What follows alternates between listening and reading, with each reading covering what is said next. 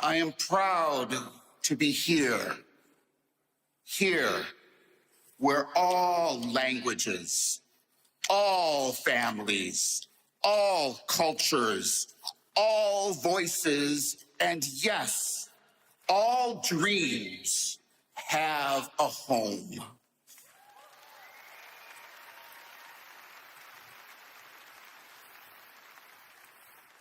Thank you for seeing and listening to my words and my voice. Also, I'm the first MC to be wearing a kilt.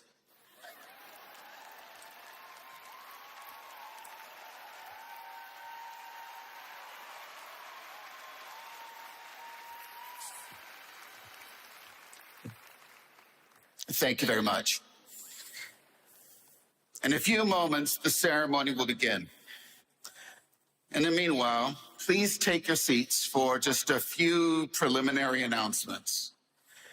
Please remember to remain in your seats during the ceremony so that you do not block others' views. We have cameras in place today. These photographers will ensure that photos are taken of and for you. Graduates, after you cross the stage, you will have an opportunity for a professional photo to be taken. Everyone, please silence your phones and mobile devices. Graduates, we also ask that you return to your seats following your walk across the stage in order to support your fellow graduates. And now, students, for the final time, please rise as the faculty enter into today's ceremony. Thank you.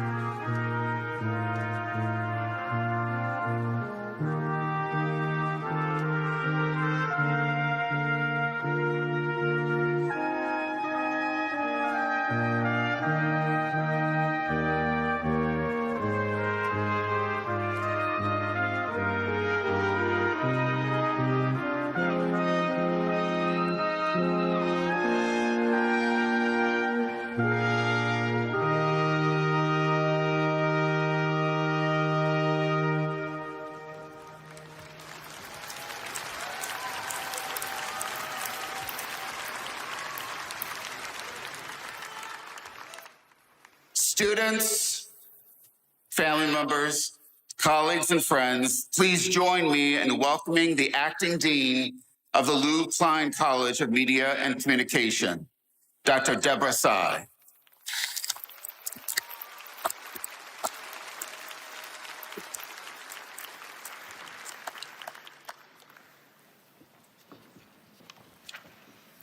Thank you, Dr. Gratson.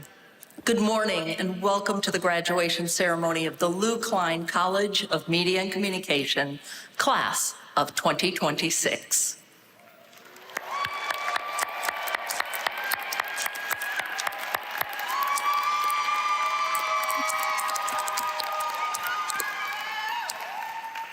Today is a meaningful and proud moment for our graduates and for everyone who supported them along the way. Families, friends, and mentors, your encouragement made this achievement possible.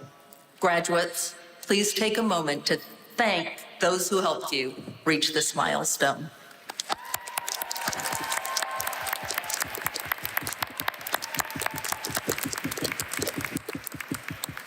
I would also like to recognize the faculty and staff of Klein College, educators, advisors, and professionals who've been deeply committed to the success of our students.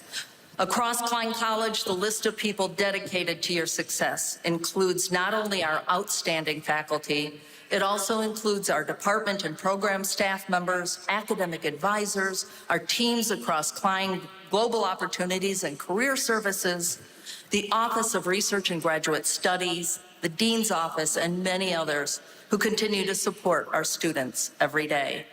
The commitment of our faculty and staff to student success is at the core of everything we do. And this commitment is evident in the accomplishments of you who are here today, the graduating class of 2026.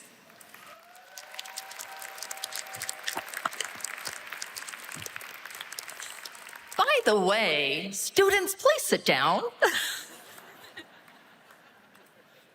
Just realized you're still standing. What is this? Relax, enjoy. Will all the Klein faculty and staff on stage and those who are in the audience please stand? Everyone, please join me in expressing our gratitude for all that they do.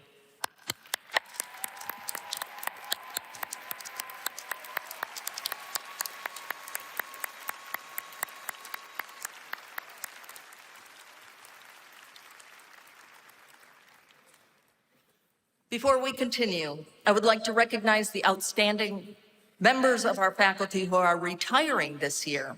These faculty members have played an important role in educating and mentoring the class of 2026, and we extend our sincere gratitude for their many years of service and the lasting contributions they have made to Klein College.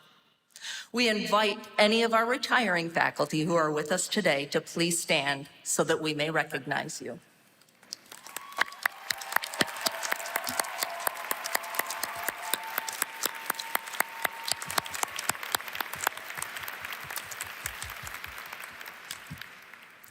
We have a number of other people to thank today. First, a special part of any graduation ceremony is, of course, the music.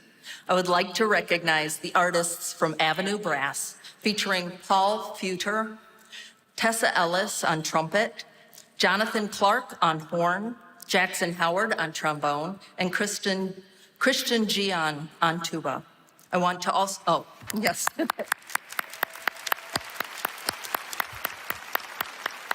Thank you.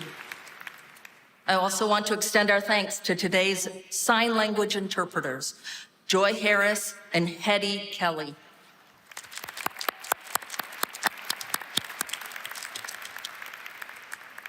And thank you to Maria Young Photography for capturing today's special moments for our graduates and their families. Please join me in thanking all these people for making today's graduation a special event.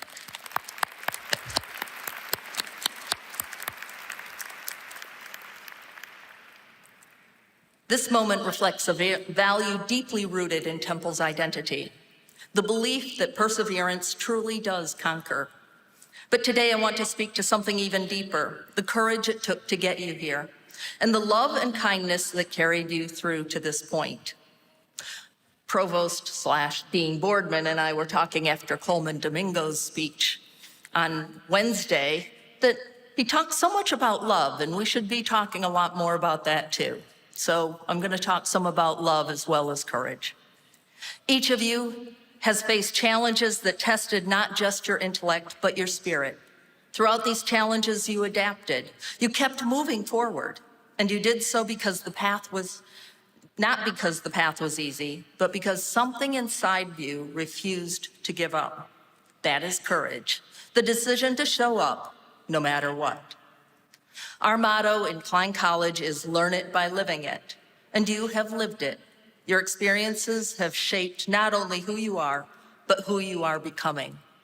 Along the way, you found moments of growth and fulfillment in late-night study sessions that turned into breakthroughs, in mentors who saw potential in you before you saw it in yourself, in friendships forged in Annenberg Hall that will last long beyond halls of Annenberg. I want you to understand something about the education you've received here at Temple and in Klein College. It is not merely a credential. It is not simply a stepping stone to a career. A truly great education transforms you. It teaches you how to think, not just what to think. It gives you the tools to question, to create, to connect ideas across boundaries others cannot see. It awakens in you a hunger for truth and a responsibility to share it wisely. What you have gained at Temple and at Klein, the ability to think critically, communicate clearly, and engage meaningfully with the world. These are far more than professional skills. They are gifts that come from great education that hold great power. And with them comes an obligation to use your voice not for noise, but for meaning, not for attention, but for understanding. Our world is loud, it is fractured, it desperately needs people who can cut through the chaos with clarity, who can tell stories that heal rather than divide, who can listen as skillfully as they speak. It is your turn. You are the people we need now. Among our graduating class today are students from across the United States and from around the world, from Turkey, China, Mexico, Sweden, Panama, South Korea, Grenada, Saudi Arabia, and Finland. Some of you arrived through non-traditional paths.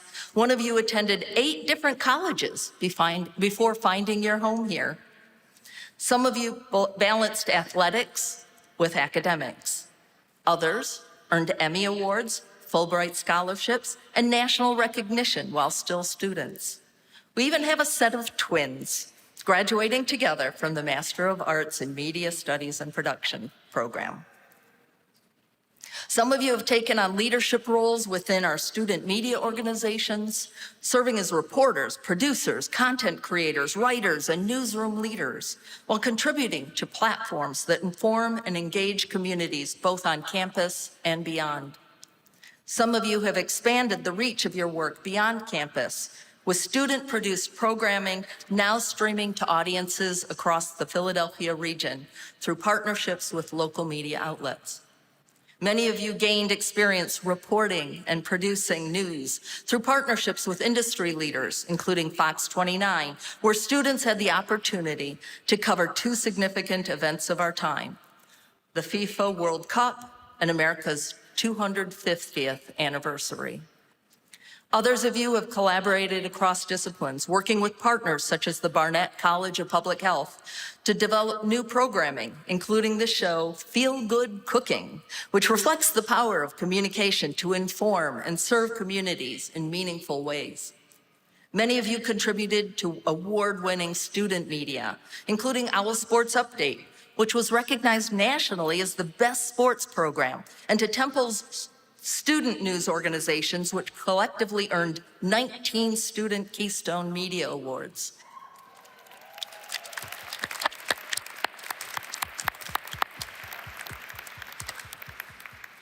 Some of you have presented your work to industry professionals, bringing months of research, strategy, and creativity to life through capstone projects with organizations like Visit Philly.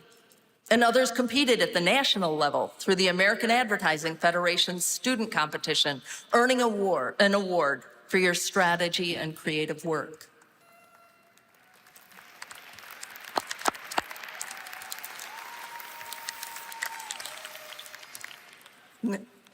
Many of you have used your voices to advocate for meaningful change, leading initiatives, supporting your peers, and contributing to conversations that extend beyond this campus and into our broader communities. Some of you contributed to the creation of Klein's chapter of the National Association of Hispanic Journalists,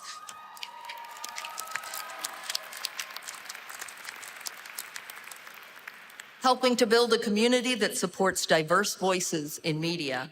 And others worked to launch a new Spanish language program on TUTV, Lo Último, which was beautifully produced and presented.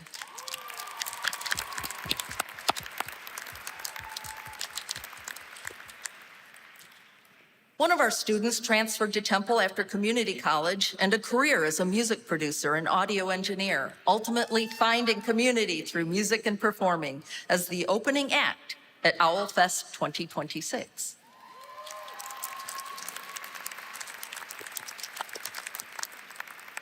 And many of you have already secured positions in newsrooms, agencies, organizations, and academic institutions across the region and beyond, beginning careers as reporters, advocates, strategists, creators, researchers, and storytellers. These are not just accomplishments, they are acts of courage. You did these things not because they were required, but because you care. It takes courage to pursue a dream when the world tells you to be practical. It takes courage to speak up, to lead, to create something new. It takes courage to start over. It takes courage to dig into questions no one else thought or dared to ask. And it takes courage to love your work enough to pour yourself into it, to love your community enough to serve it, to love those you work with enough to tell them how much they mean to you and how grateful you are for all that they do to help you along the way, and to have loved yourself enough to believe that you belong here. You are entering a world that needs you, not just your skills and your smarts, but your heart. The world needs thoughtful, ethical, engaged communicators who understand with the power to shape narratives comes the responsibility to do so with integrity.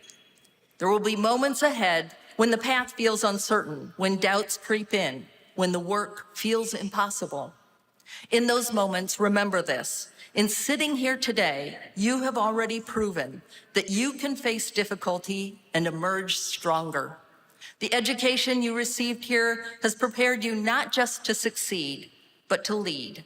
And the relationships you built with classmates, mentors, and this community will continue to sustain you.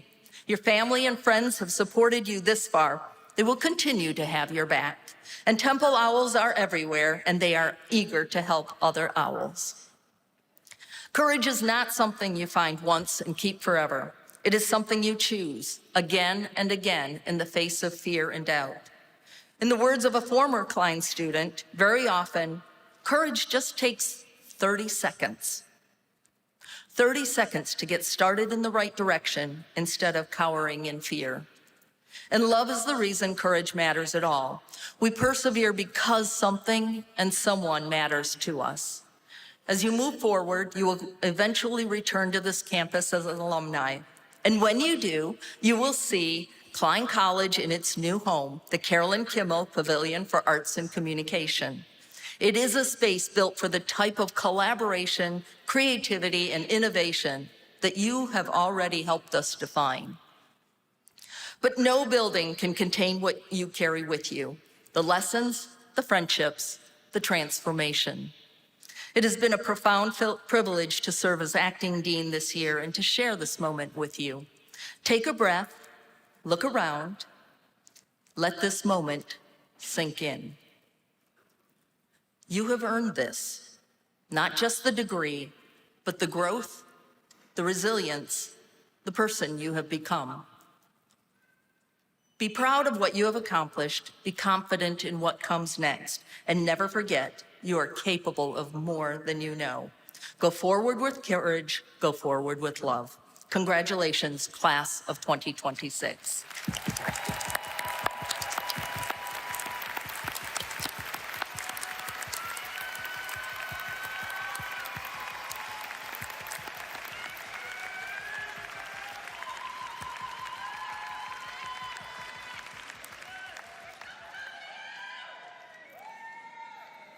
It is now my profound pleasure to introduce our keynote speaker, Temple University Interim Provost and normally the Dean of Klein College of Media and Communication, David Boardman. We look forward to his return as Dean of Klein College in 7 weeks and 4 days, is that right? And how many minutes? A nationally respected journalist, educator, and academic leader, Provost Boardman has served Temple University for more than a decade. As dean, he has led Klein College since 2013. Under his leadership, the college has significantly increased its national, scholarly, and professional profile while expanding the educational opportunities for our students. Before joining Temple, Provost Boardman served as the executive editor and senior vice president of the Seattle Times, the largest news organization in the Pacific Northwest. Under his leadership, the newspaper won 4 Pulitzer Prizes and produced 10 Pulitzer finalists. Throughout his journalism career, David Boardman has received numerous national honors for investigative reporting, ethics, and public service journalism, including the National Ethics Award from the Society of Professional Journalists, the Goldsmith Prize in Investigative Reporting from Harvard University, the Worth Bingham Prize in Investigative Reporting, the Investigative Reporters and Editors Award, and the Associated Press Managing Editors Public Service Award. His leadership in journalism education has also earned national recognition. In 2022, he was named Administrator of the Year by the Association for Education in Journalism and Mass Communication. He has also served as president of the Accrediting Council for Education in Journalism and Mass Communication and remains active in journalism and nonprofit media organizations across the country. Provost Boardman currently serves as founding chair of the Lenfest Institute for Journalism, the nonprofit owner of the Philadelphia Inquirer, and chairs Spotlight PA, Pennsylvania's nonprofit investigative newsroom focused on public affairs and accountability reporting. In honor of David Boardman's distinguished career in journalism, his dogged commitment to protecting freedom of the press and freedom of speech, and his outstanding service and commitment to Temple University, on Wednesday, David was awarded an honorary doctorate from Temple University.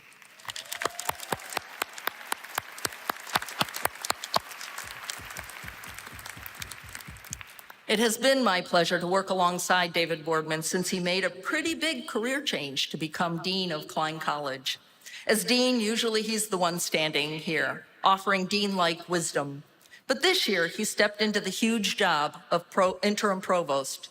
A provost is second to the university's president, overseeing the whole academic mission of the entire university.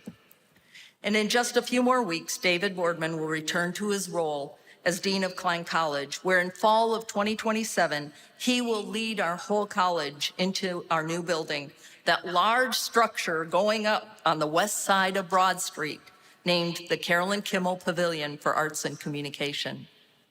Please join me now in welcoming Temple University Interim Provost, David Boardman.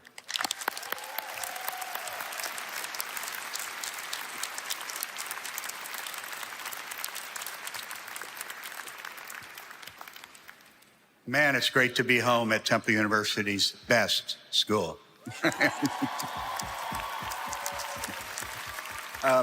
Thank you, Dean Tsai. I could not be more grateful for your support over the past year, where I was able to serve as the interim provost only because I had such confidence that you would be an able leader for Klein, and you certainly have been. So thank you. Students, we're all so honored to be together celebrating your achievement today. Parents, families, and friends, congratulations to you. These graduates all know that they could not be where they are today without your support. And then Klein College faculty and staff, congratulations to you as well. Our graduates and their families and friends know that you are the secret sauce of Temple, the people who have taught, nurtured, and supported our students all along the way. Thank you. As Dean Tsai noted, this is an unusual role for me. Usually, as the Dean of Klein, I'm the person up here who's the MC of the event, and I introduce a keynote speaker. So I was touched and excited to be invited by Dean Tsai to deliver the keynote myself today. In doing so, she asked me to share parts of my personal story, something I never do otherwise from this podium, and I'll admit it's a little bit awkward for me. So you'll have to bear with me, and if my cheeks get a little red, it's just because this is new. As she mentioned, I've been serving as the interim provost this past year, a bridge to the new provost who'll be joining us this summer. And, as Dean Tsai explained a little bit what a provost is, but I'm guessing for most of you, as you walked into the room today, you had no idea what a provost was. Before I came to higher education, I didn't really know either. It sounds to me like something you'd order at the deli counter. I'll have a little extra provost with that, please. But as she explained, it's the number 2 position at the university's chief academic officer, and the person to whom all of the other deans report, and who tries to make sure that the students are getting the education they deserve. It's a little odd that I was chosen by the president to do this, because I'm the only one of Temple's 17 deans who doesn't have what we call a terminal degree, a PhD or a JD or an MD.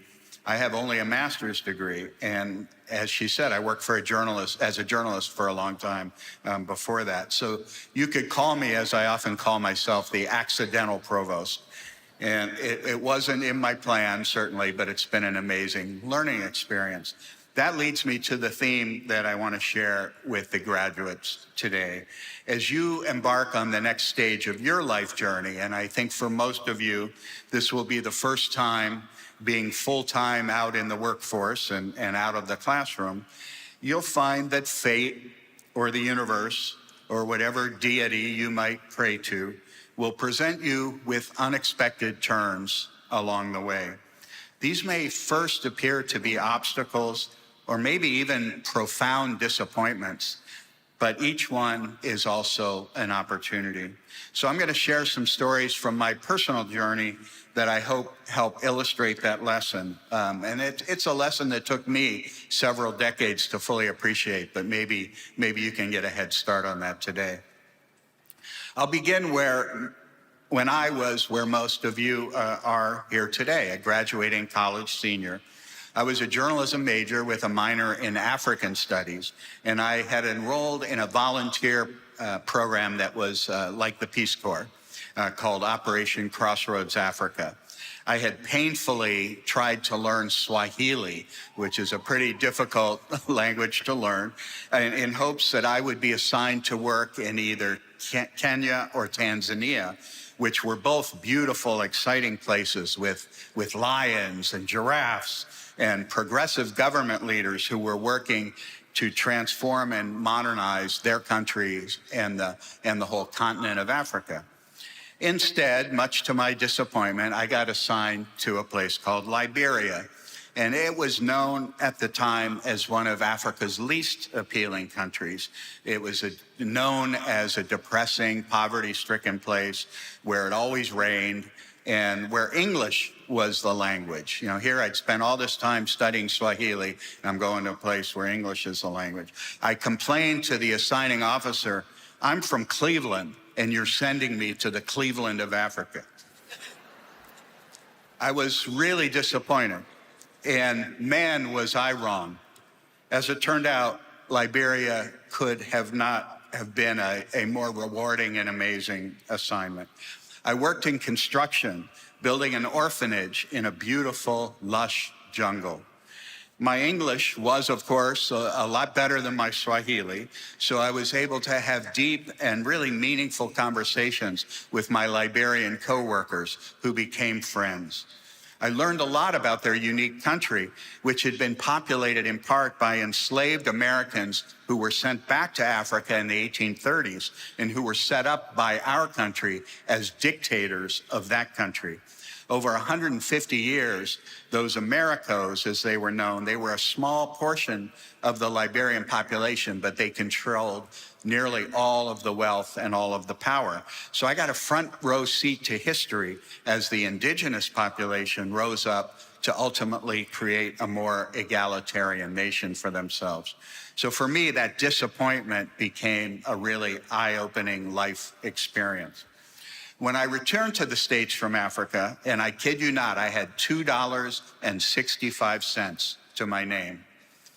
I got a couple of part-time jobs, collected some money, followed my college girlfriend to the Pacific Northwest, and began to search for a job as a journalist. Many of my Northwestern University classmates, they were already working for prestigious reporting positions at such places as Newsweek and the Chicago Tribune and ABC News. I, on the other hand, got a job selling auto parts. When I finally did land a reporting gig, it was for a tiny weekly newspaper in the San Juan Islands in Puget Sound.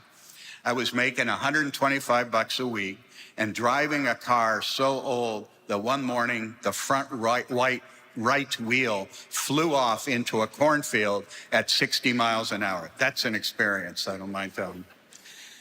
As the only reporter at this newspaper, I was the single reporter. I had to cover everything from school board meetings to fishing forecasts to wedding announcements. My classmates were writing about stealth bombers, and I was learning to spell stephanotis, which is a kind of flower, as in the bride carried stephanotis. But here, too, in disappointment was a hidden blessing. So in that little town, which was called Anacortes, I learned the power of journalism. When I spelled somebody's name wrong, I could find myself sitting next to them at the lunch counter the next day, and they were not happy.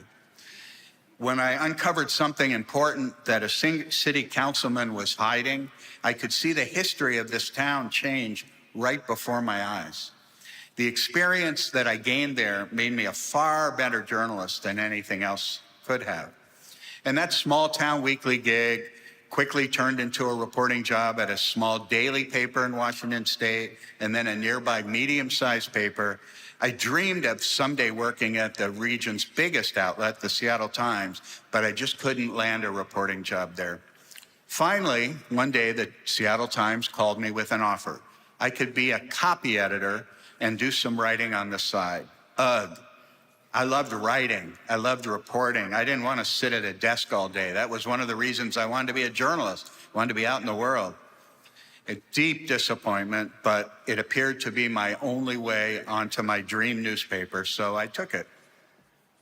To my surprise, I discovered that I was pretty good at editing, and soon I was running a team of reporters who were far more experienced than I was. One morning, we got a news flash that a huge oil tanker had crashed into a reef in Alaska, and it was leaking millions of gallons of crude oil in what ultimately would become the biggest environmental disaster in American history. And even though that ship, the Exxon Valdez, was more than 2,000 miles away from Seattle, our readers had lots of economic and cultural connections to Alaska. It's where the Alaskan fishing fleet was headquartered. And I persuaded my bosses that we should send a team of reporters and photographers up north.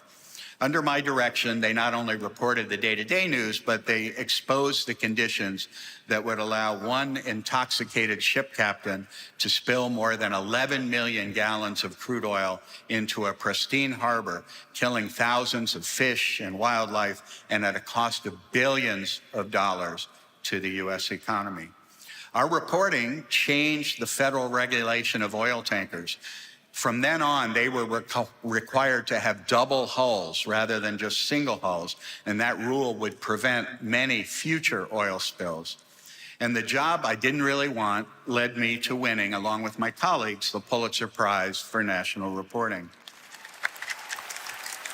Over the next 20 years, As an editor and occasionally as a reporter, I led a number of other investigations that changed laws and saved lives, including a story that exposed a United States senator as a sex predator and led to his resignation.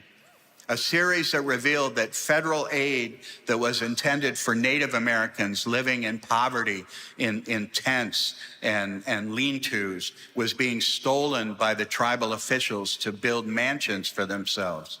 A story reporting that a renowned cancer center was placing patients into dangerous clinical trials without their informed consent, trials in which nearly every patient died.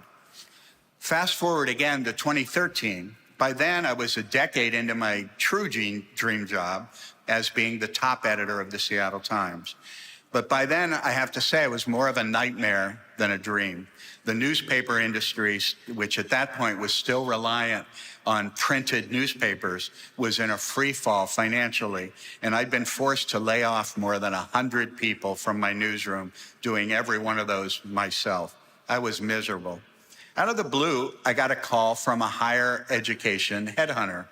They knew I'd been active in the council that accredits colleges of journalism and mass communication, and they wondered if I'd be interested in applying to be the dean of a school at Temple University in Philadelphia. Now, all I knew about Temple at the time was a basketball coach named John Chaney. But I said, sure, I'll interview. Without a PhD, I knew I was a long shot for this job, but lo and behold, I landed an offer, persuaded my wife that we should move from Seattle to Philly, and came east. I have loved every day since on this campus. But shortly into my deanship, however, my life took another unexpected turn. My wife, who was the woman I'd fallen in love with in college, had followed to the Pacific Northwest, had birthed our 2 daughters, and had followed me to Philly, was diagnosed in her 50s with early onset Alzheimer's disease. Now, I'm not going to call that disappointment an opportunity, but I will tell you that the period from her diagnosis until her death was simultaneously one of the most painful and one of the most rewarding experiences.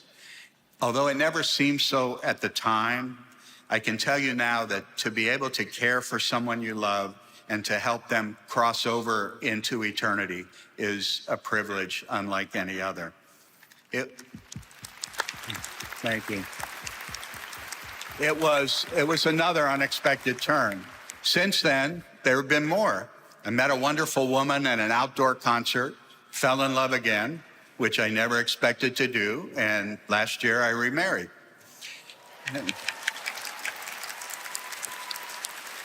I was asked by President Fry to serve as interim provost, something I certainly never expected. As Dean Tsai mentioned, I got an honorary doctorate, certainly never expected that.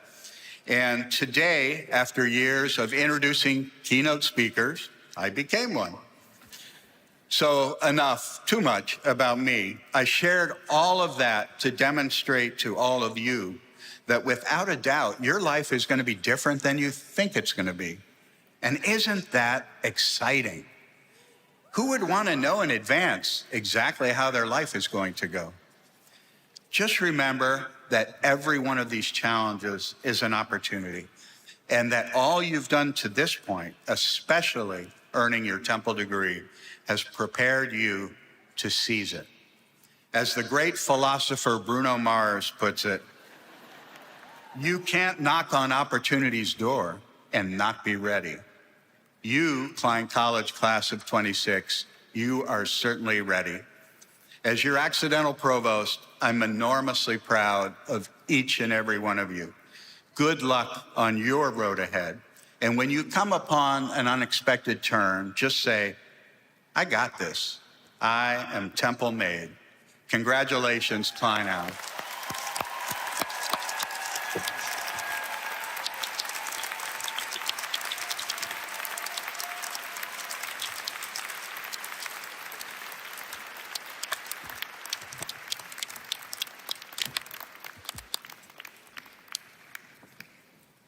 Thank you, Provost Boardman, for your inspiring remarks. Each year, we select one outstanding graduating student to address the class. I am pleased to introduce today's student speaker, Lauren Haley Morris.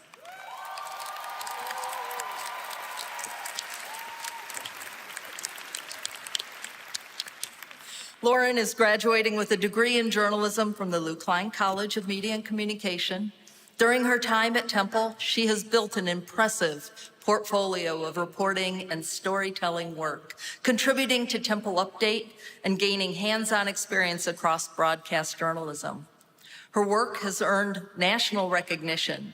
She was nominated for the Hearst National Journalism Awards, placing 8th in the features news story category, and was awarded the Trudy Haynes Scholarship from CBS 3 Philadelphia. Lauren is also a Mid-Atlantic Student Emmy winner from the National Academy of Television Arts and Sciences. Lauren's work reflects a strong commitment to thoughtful, community-centered journalism. It is exactly this type of meaningful application of knowledge and learning that defines a Klein education and our Klein students. Moreover, in just 10 days after graduation, she will begin her career as a general assignment reporter at 13 News Now, an ABC affiliate in Norfolk, Virginia. Please join me in giving a warm welcome to Lauren Haley Morris.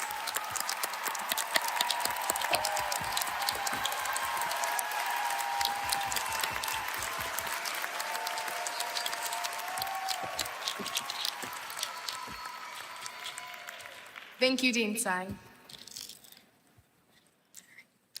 To our provost, David Boardman, our esteemed professors, alumni, family, friends, and most importantly, the class of 2026, good morning.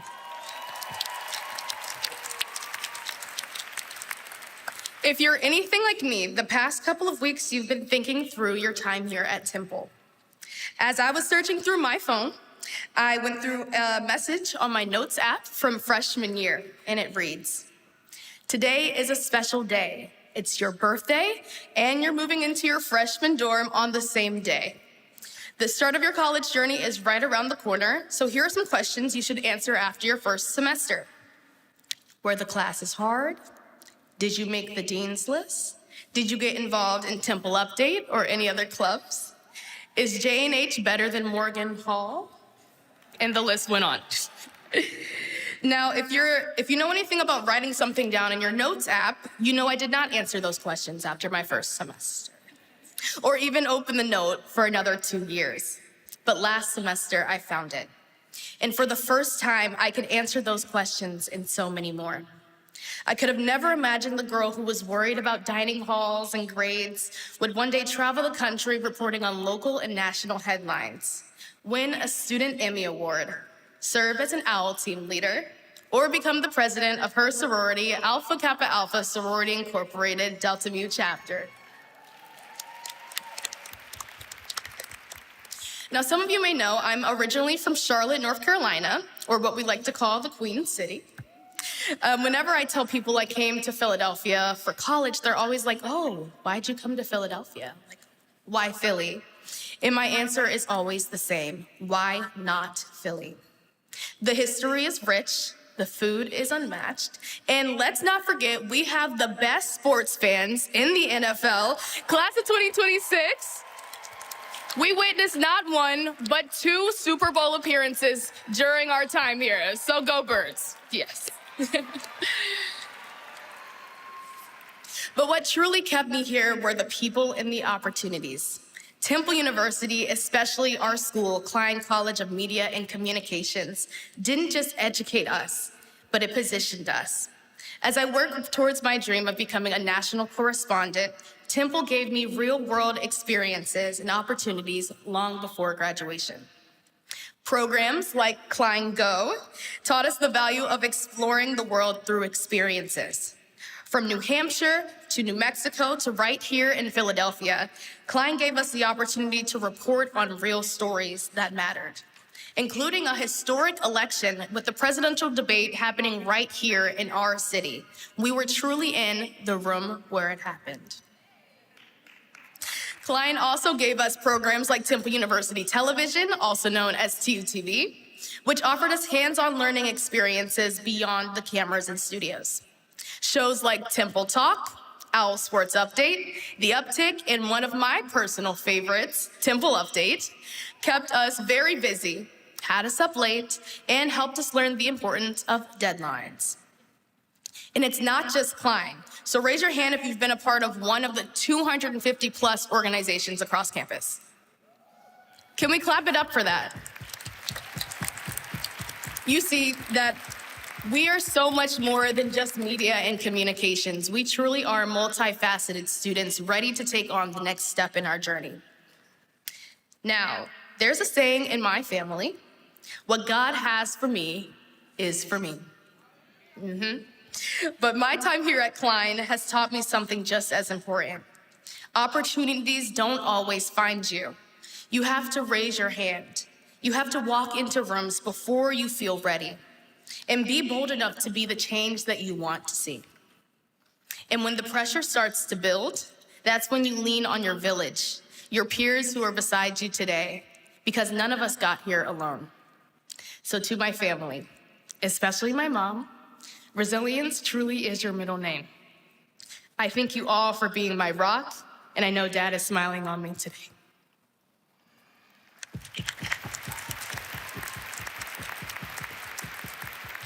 To my mentors, all of my mentors, some who were on the stage today and here, thank you for stretching me beyond what I believed was possible.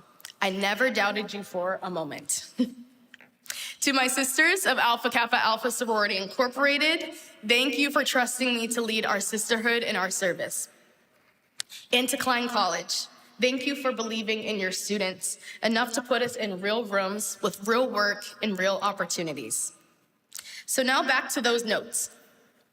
10 days from now, as you heard, I will be starting my job as a multimedia reporter in Norfolk, Virginia. Thank you.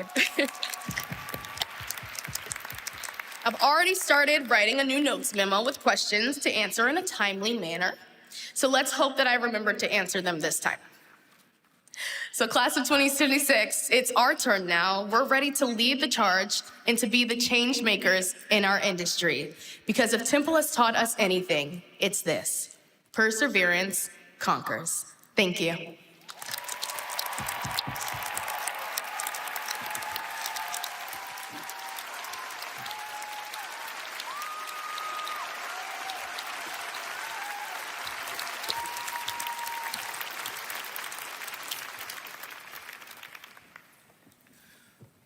Thank you, Lauren. And if I may say, that is indeed a legacy befitting a queen from the Queen City.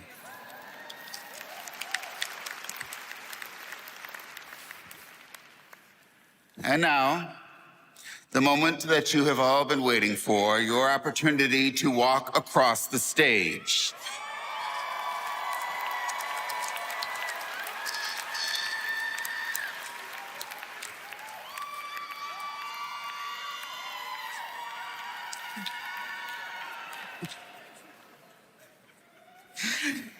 Soon you will be graduates. You'll be congratulated by Dean Deborah Sy. You will receive a congratulatory packet as you exit the stage from Allie Miller, Klein College's interim vice dean for student success. And a little bit of instruction. As you leave the stage, please stop for an official photograph.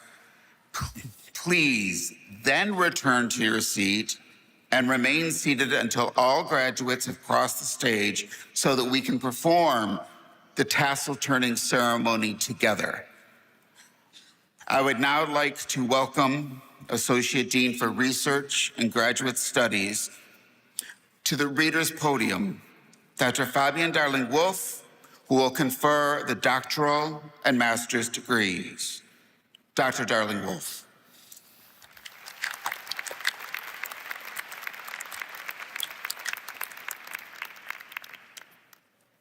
The Klein College of Media and Communication confers a Doctor of Philosophy in Media and Communication, a Master of Science in Communication for Development and Social Change, a Master of Science in Communication Management, a Master of Arts in Media Studies and Production, and a Master of Journalism degree. Alumni of these graduate programs are among the leaders in research, teaching, and practice of various aspects of media and communication across the nation and throughout the world. In addition to preparing outstanding professionals who apply their knowledge and experience to the fields of media and communication, we also prepare researchers who will serve in industry, who will educate the next generation of media and communication students, and who will advance knowledge throughout their research. Our doctoral students are taught and mentored throughout their degree program by our outstanding research faculty in Klein College, who are nationally and internationally known for their excellent research. Today, we are awarding doctoral degrees to 10 students.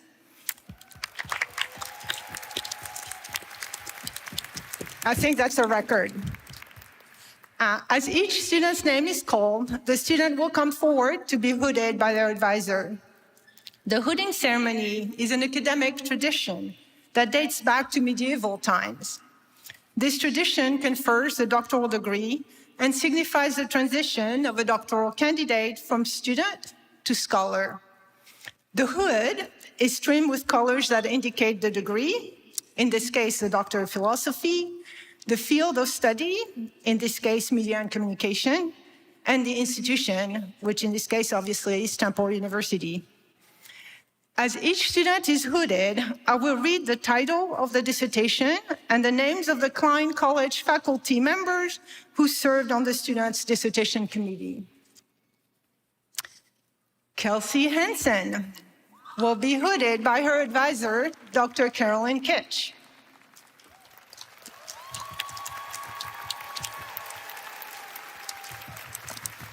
Kelsey's dissertation is titled Memoryscaping, Remembering Conflict and Constructing Memory on Guided Walks Through Belfast. Dr. Wajma Osman also served on Kelsey's committee.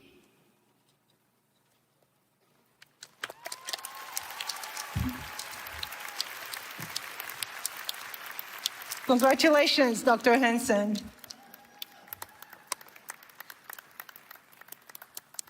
Alexis Danielle Haskell will be hooded by her advisor, Dr. Logan Molyneux.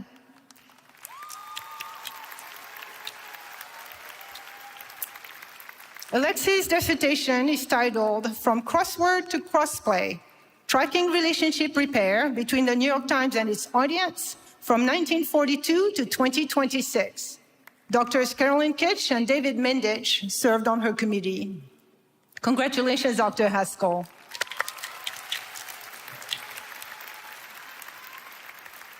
Michaela Scott Gonzalez's advisor was Dr. Larissa Mann, but Michaela will be hooded by Dr. Logan Molyneux. Michaela's dissertation is titled, Can Museums Truly Be Decolonial? A Close Look at the Swiss Benin Initiative. Dr. Wajma Osman and Adrian Shaw served on her committee.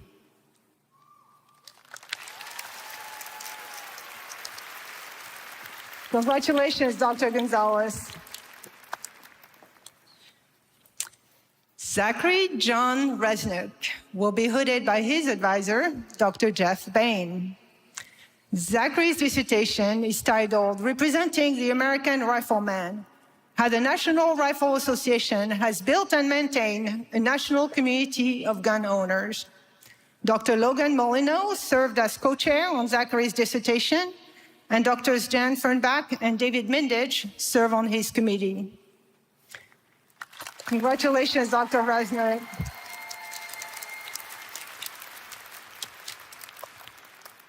Darren Chen will be hooded by his advisor, Dr. Jeff Bain. Darren's dissertation is titled Humor Makers Taiwan, Understanding Satire as an Identity and Self-Power Building Tool. Dr. Logan Molyneux served as co-chair on Darren's dissertation, and Dr. Patrick Murphy served on his committee. Congratulations, Darren.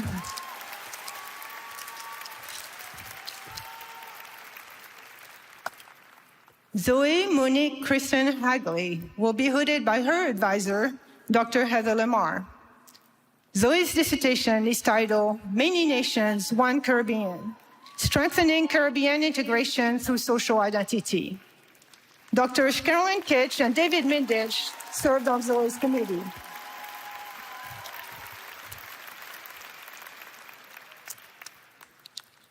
Cindy Fong will be hooded by her advisor, Dr. Matthew Lombard. Cindy's dissertation is titled Immersive Storytelling as Narrative Presence, Connecting Narrative Transportation and Telepresence with Sensory Motor Simulation and Narrative Personal Perspective. Drs. Bruce Hardy and Susanna Lee served on Cindy's committee.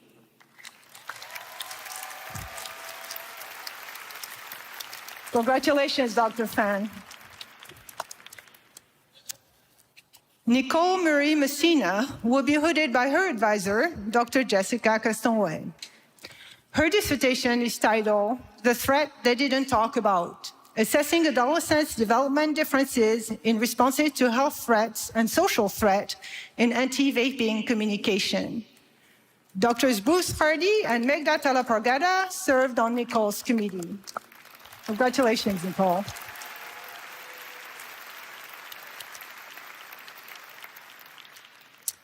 Omar Hussein Al-Kahuli will be hooded by his advisor, Bruce Hardy. Omar's dissertation is titled The Impact of Acts of Religiosity on Celebrities' Perceived Trustworthiness in Saudi Arabia. Drs. Lauren Kogan and Megda Talapargada served on his committee.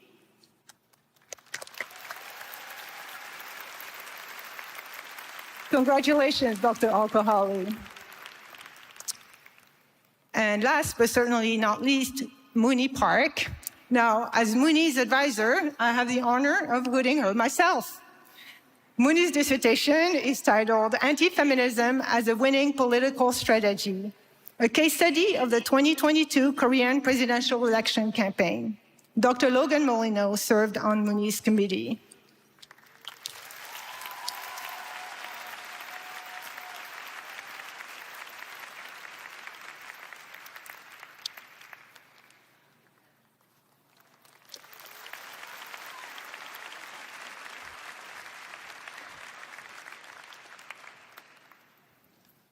Congratulations, Dr. Park. And now the doctoral students have to come back on the stage. And I was told I should use this moment to tell a joke, but I'm French and we have a very dark sense of humor, so I probably should not do that.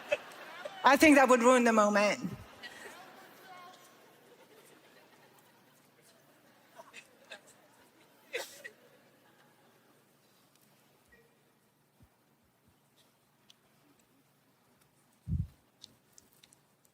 Have everyone taken pictures yet? All right, we'll get started. Will the master's graduates please rise and approach the stage?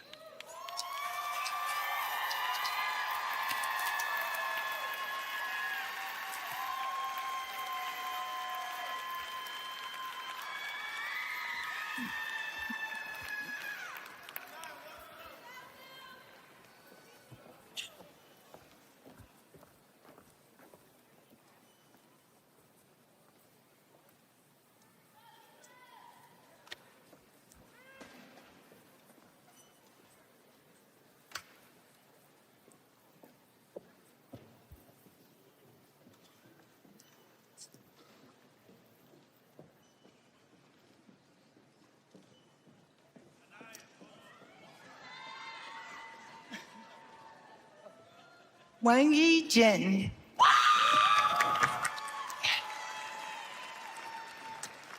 August Connell McBride.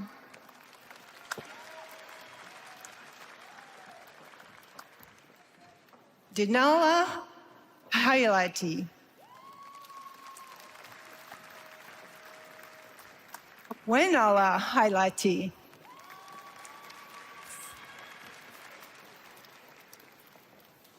Jun Hong Wan.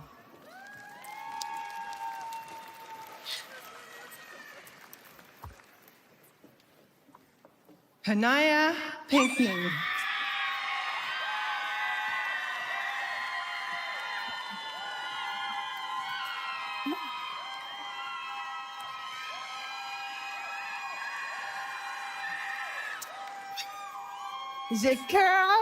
Zakira Maya White.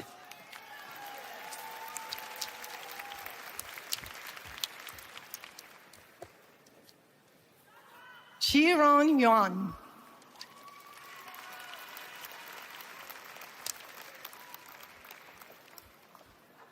Emily Beckman.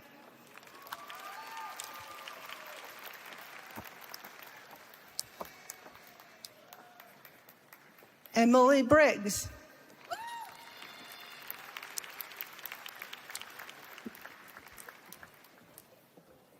Alexa Gamborino Suarez.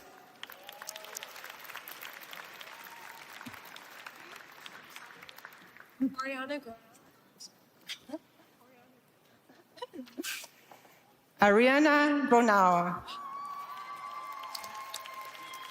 If you wait a minute. Xavier Johnson.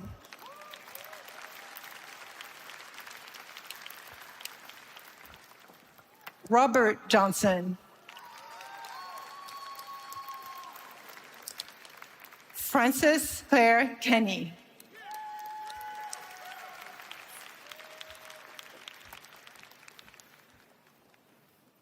Ashley Nicole Viola Lovelace.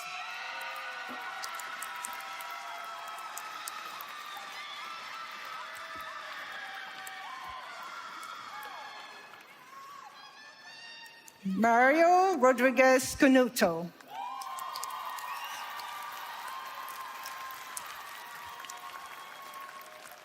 Alexandra Salvatore.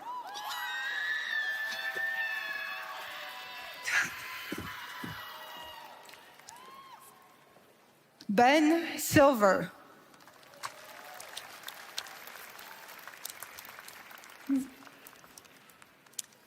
Sophia Sodetau.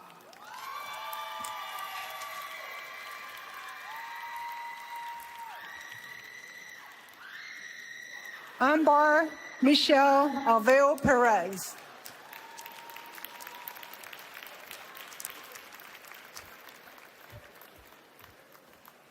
Raymond Eugene Brazos Jr.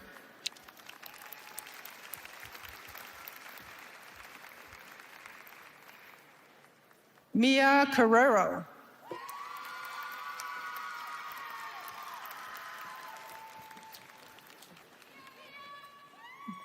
Dahlia Dubin.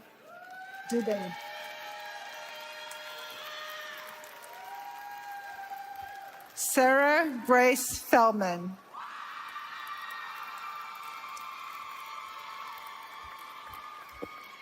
Sierra Bakima.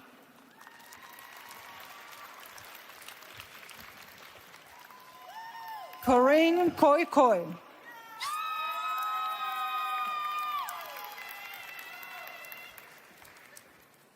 Jiangjun Liu.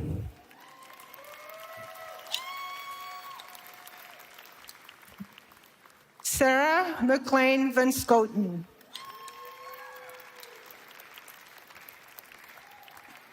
Edward Brandon McNeil.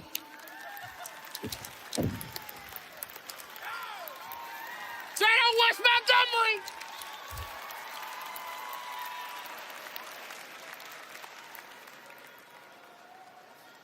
Tanika D. McCrae.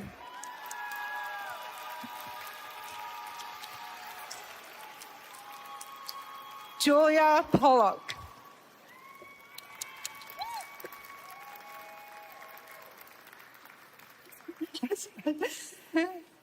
Gabriela Amerique Rivera.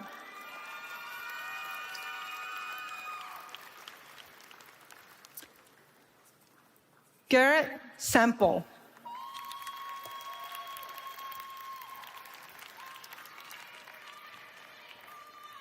Nikki Sopolis.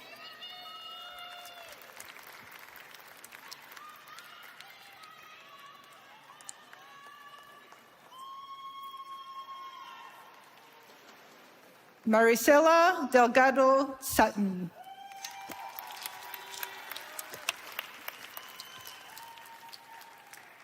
Justina Tran.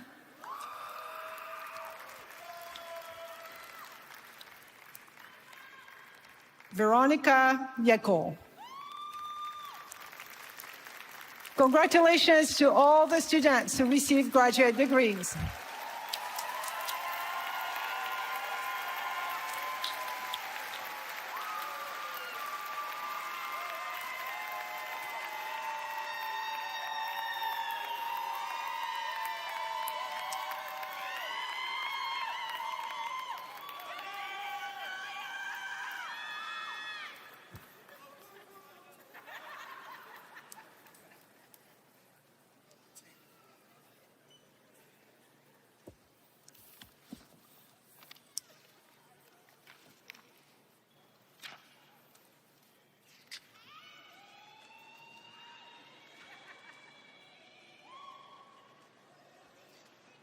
Thank you, Dr. Darling Wolf, and congratulations to all of our graduate students.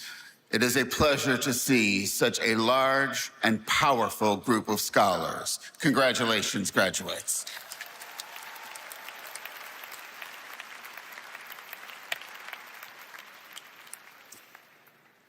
Today, before we begin reading the names of those graduating with bachelor's degrees, I would like to again congratulate our student speaker, Lauren Morris, who will be our first student to receive this degree. Congratulations, Lauren.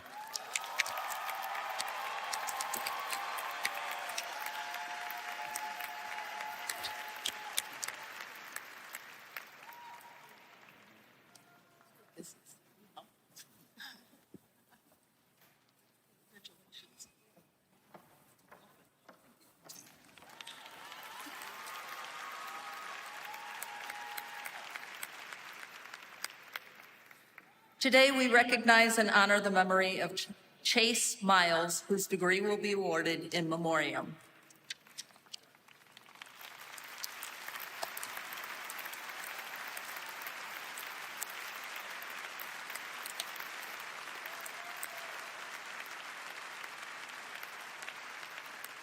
As we proceed, I would like to thank the faculty members who will announce today's graduates: Professor Steve Ryan, Professor Stacy Harpster, Steve Butler, who is the recipient of this year's Part-Time Faculty Excellence in Teaching and Instruction Award presented by Temple University,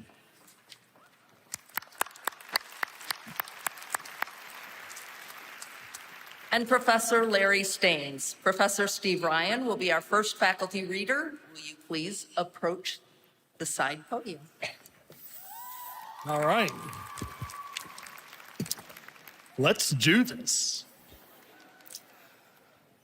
Aliyah M. Abdur Rashid.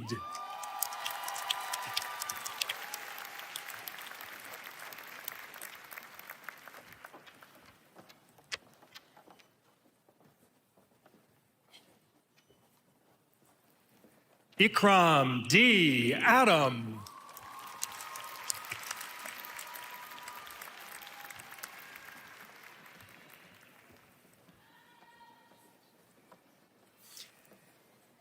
Abigail Ahia.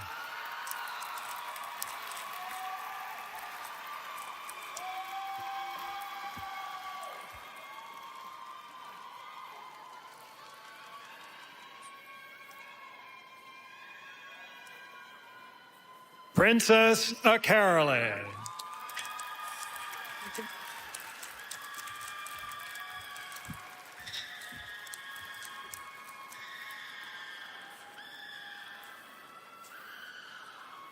Nylan Albino.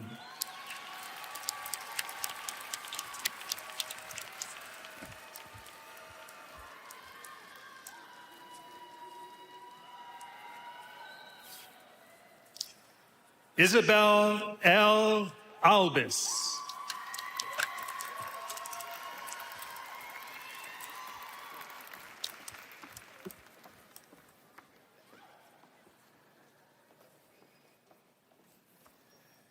Abigail Pios Alderama.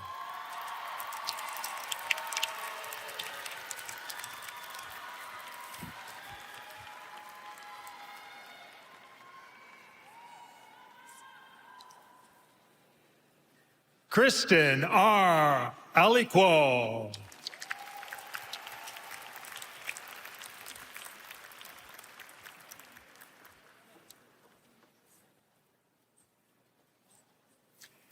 Abigail Emanuel.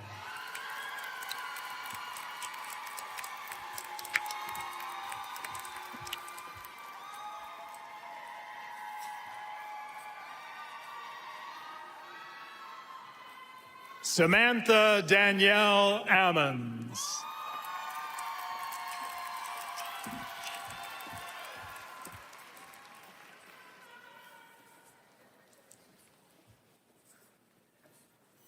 Julia Lauren Anderson.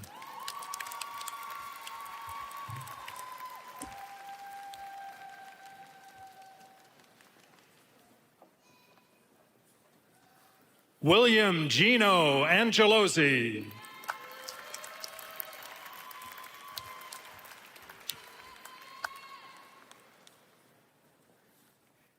Aiden C. Arana.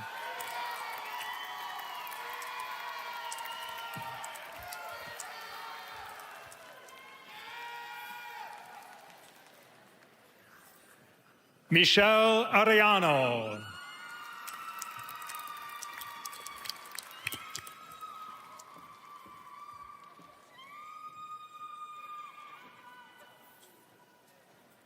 Melanie Ascoli.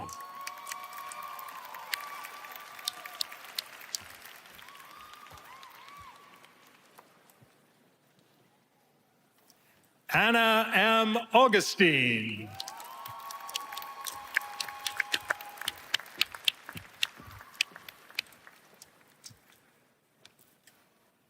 Bobakar Ba. Whoops. Sorry.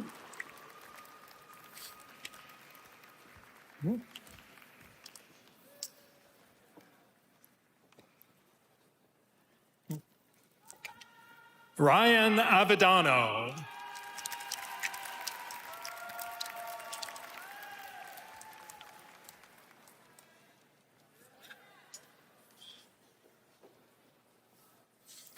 Brooke Bales.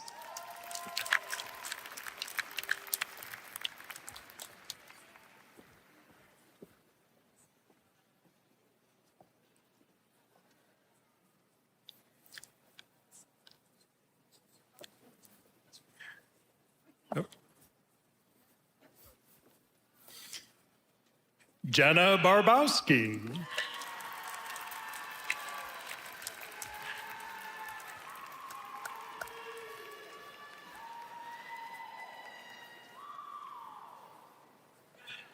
Arden Banowitz.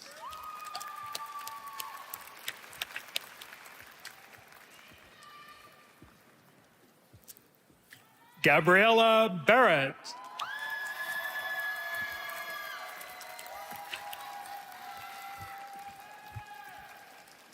Jalin Barrett Mohammed.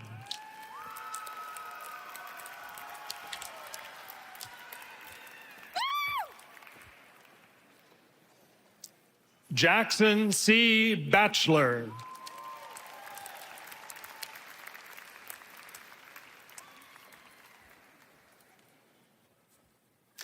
Lizzie Bakradze.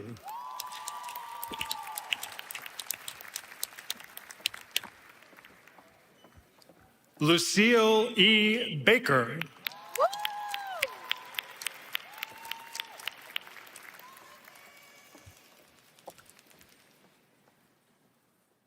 Ryan G. Bayreuther.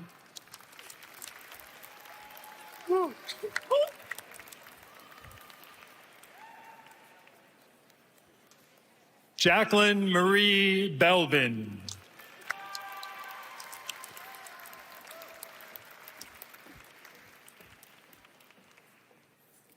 Enrico Belisario IV.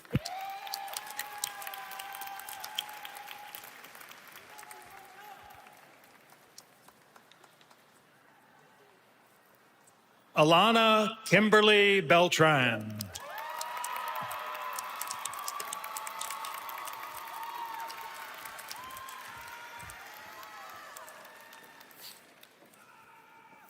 Matt J. Bendowski.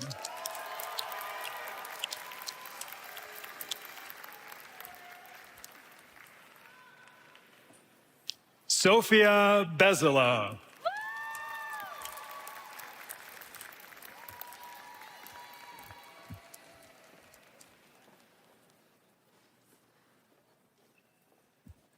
Kamini S. Badoria.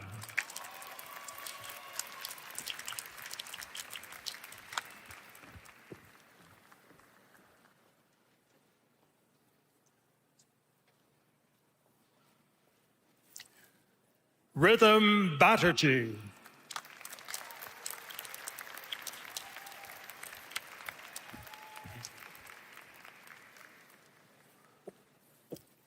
Ellie M. Blank.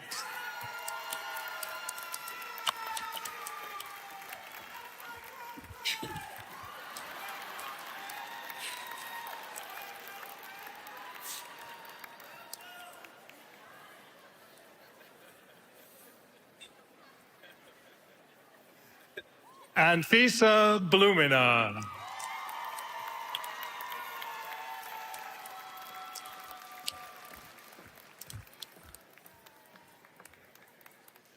Maura Elizabeth Bowers.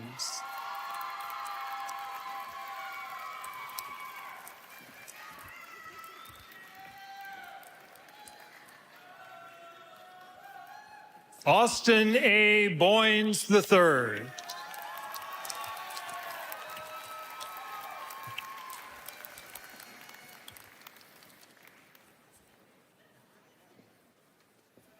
Jada Reese Bromberg.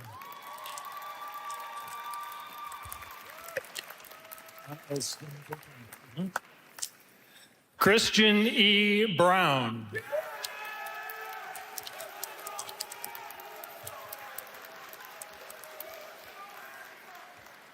Kina Bullens.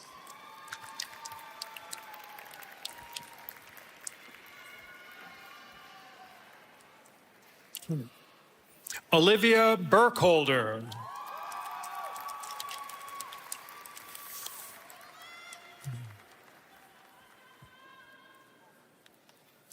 Jayla Ann Burton.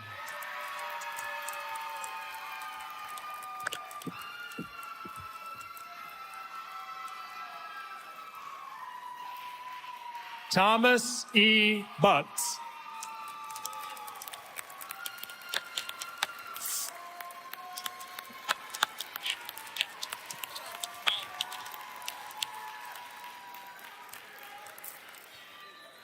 Aaron Christopher Caban.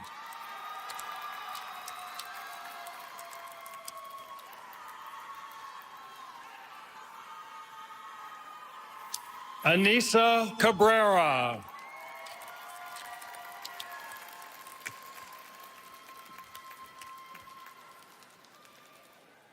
Jarvis Kane.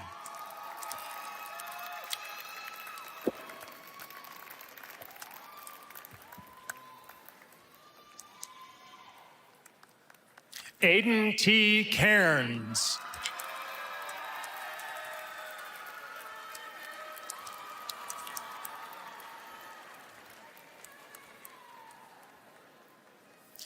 Winston Douglas Cameron, Jr.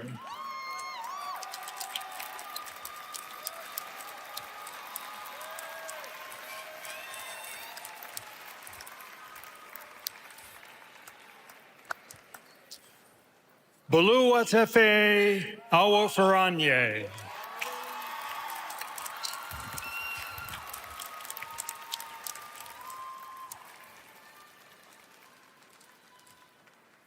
Ava Ann Campbell.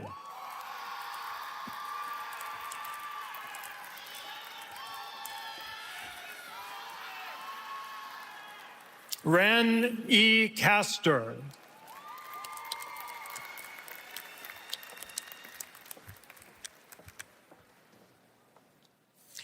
Jana Lee Seeley.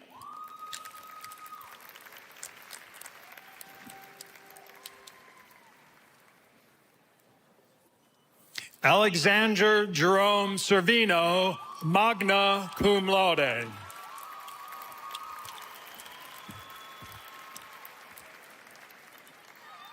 Jaden A. Charles.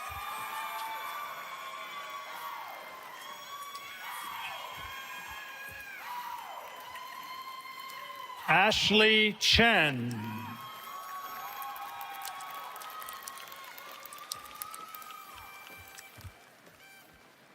Hongwei Chen.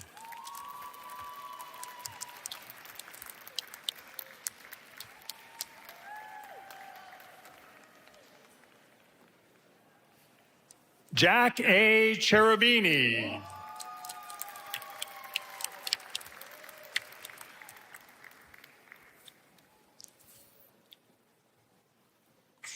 Kelly Chor.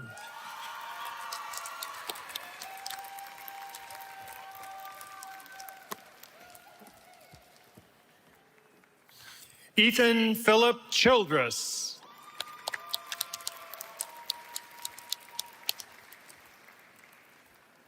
Brooke Malin Chin.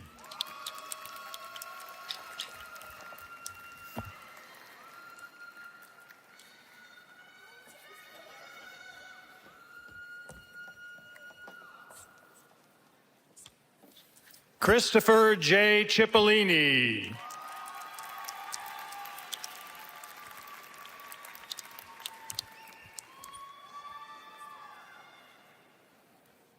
Elizabeth Chu.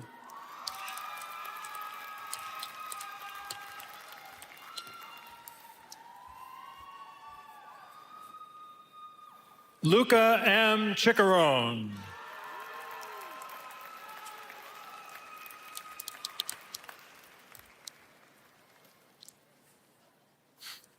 Amber N. Sorelli.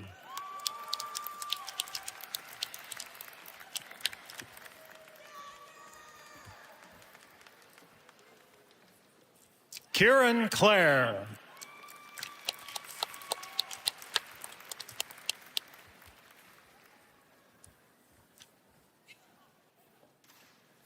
Iona K. Clark.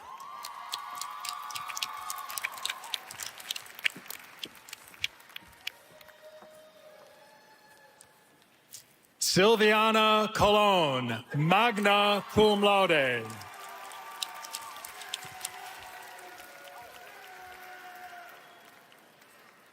Ava Elizabeth Como.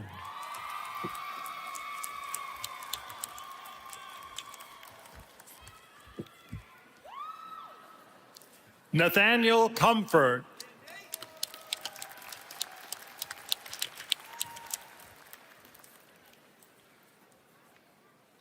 Maeve Conran.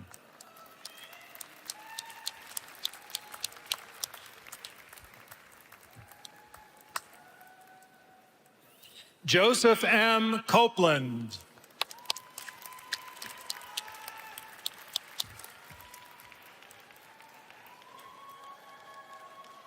Sam Korek.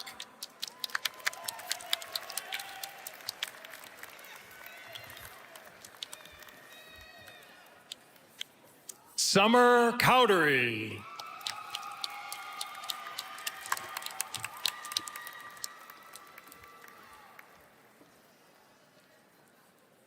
Grace Magdalene Craven.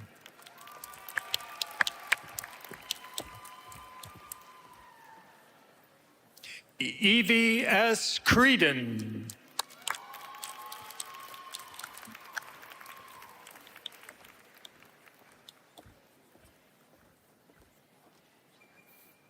Phoebe Matilda Crooks.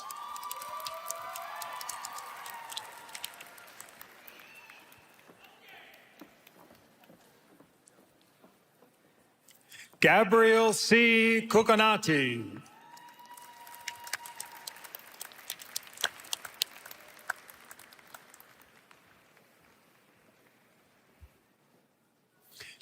Griffin P. Curtin.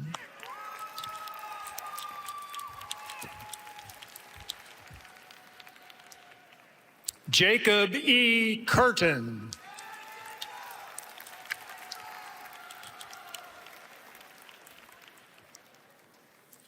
Olivia M. Dance.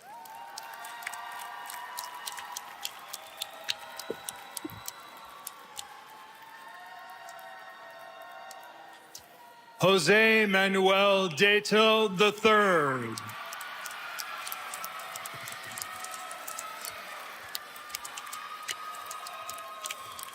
Owen R. Doutrick.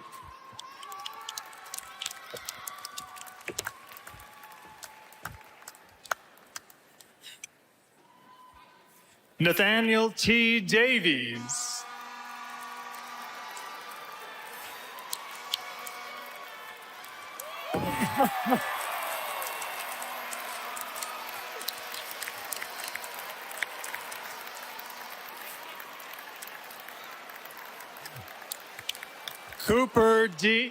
Cooper D. Davis.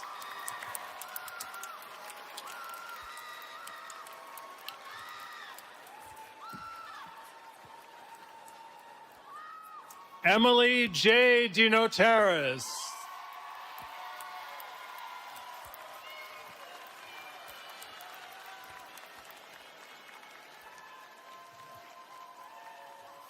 Olivia A. Dedman Homelski.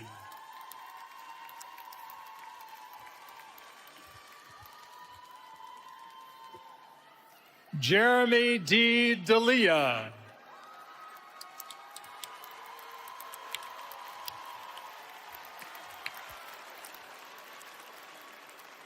Jaden Desarden.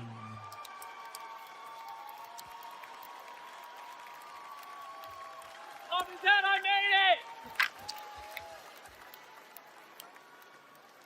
Tyler Deerfield.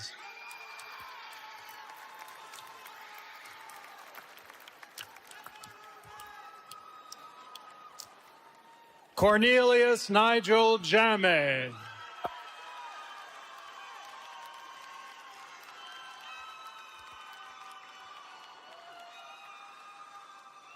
Ainsley Dobbins.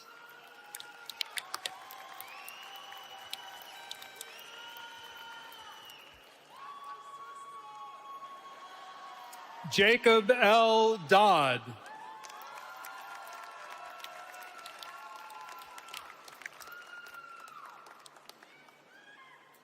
Brianna Donahue.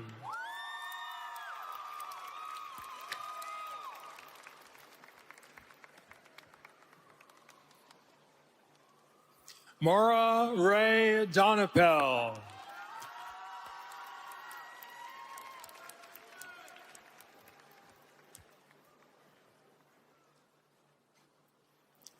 Jameson Dorvier.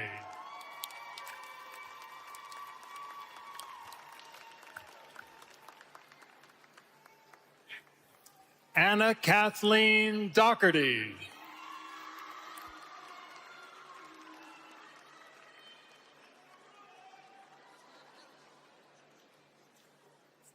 Rachel E. Drakus.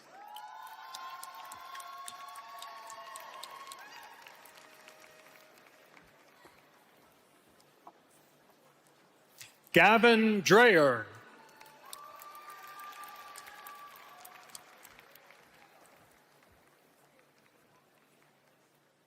Ariana Dros Santiago.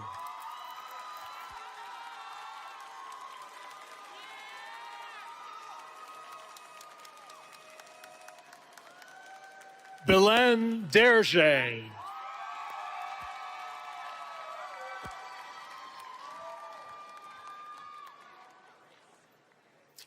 Graham Duffy, magna cum laude.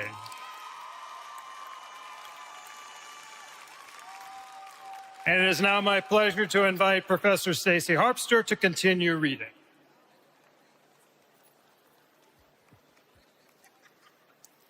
Oliver Lois Economides.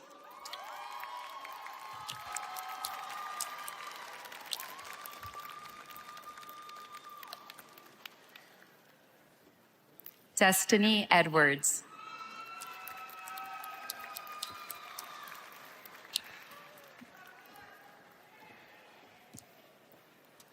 Tori L. Edwards.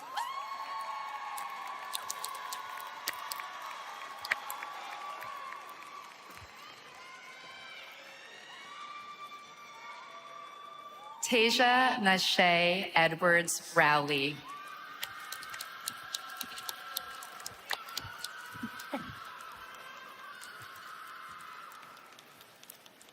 Candace Sane Elliott.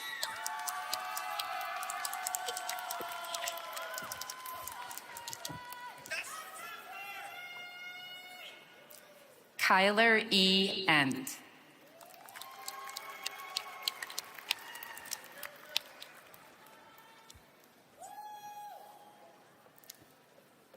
Roy Endo.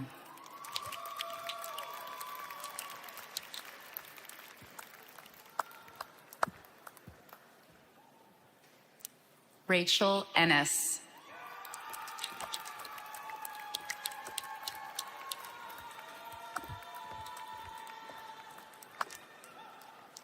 Erden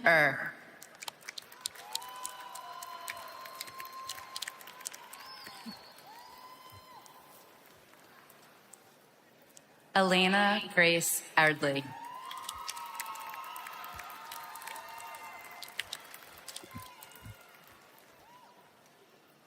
Jacqueline A. Erfel.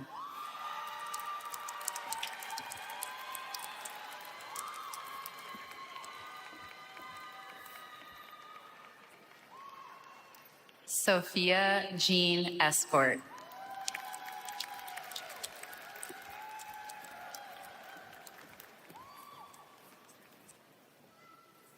Roger Estraplay.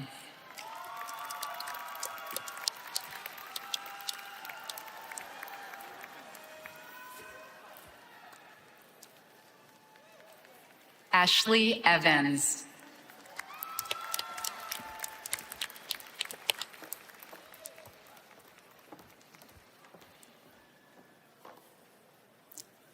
Lauren E. Fadgen, cum laude.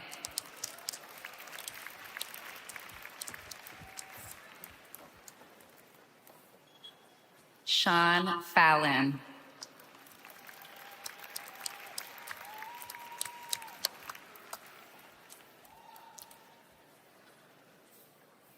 Shane C. Farinas.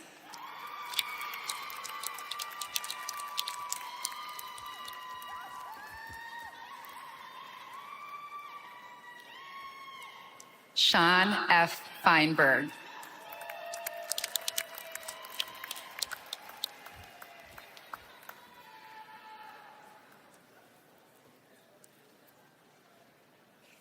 Alana M. Ferguson.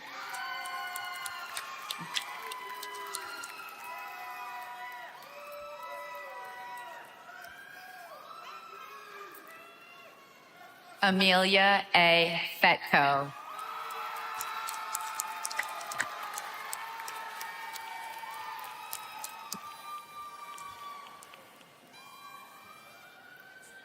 Kennedy Reese Fisher.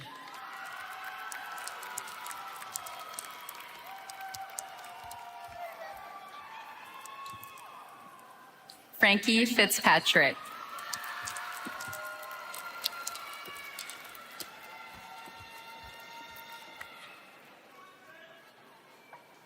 Perry Forsyth.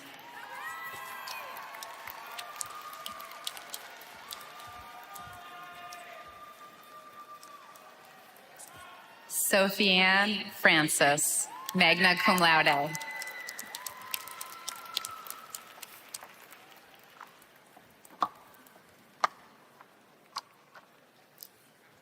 Kira Freed.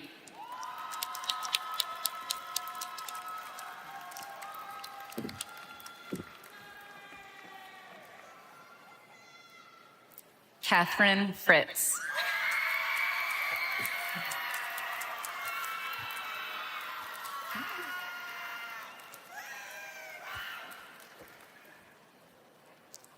Elijah I. Fulton.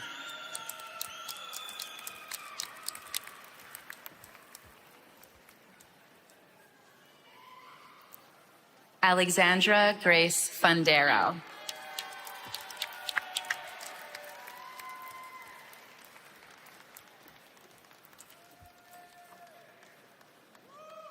Logan Baby.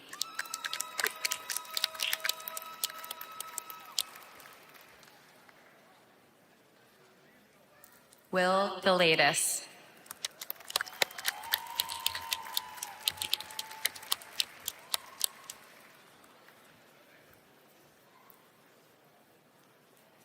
Aiden T. Gallo.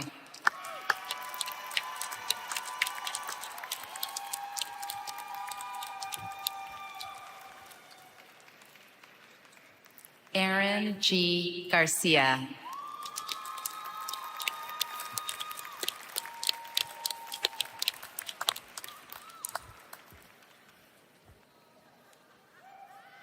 Simon M. Gardner.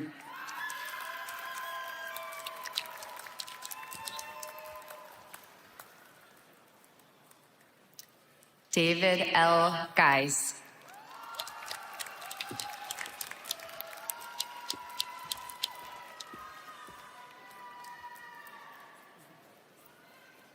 Emma L. Gillette.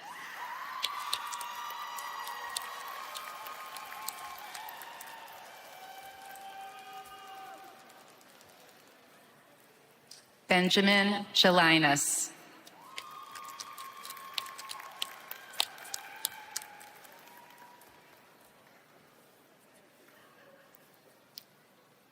Zachary Gephardt.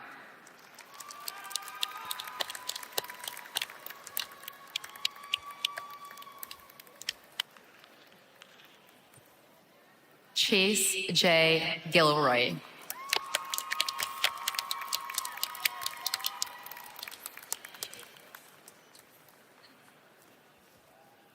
Abigail E. Gingrich.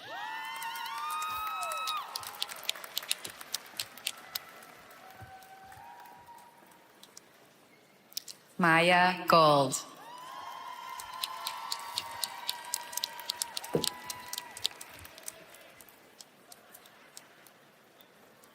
Ali Marie Gomez.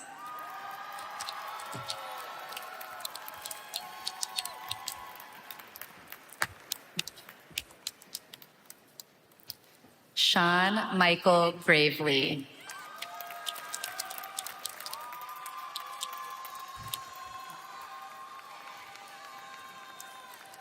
Juliet Taylor Gray, magna cum laude.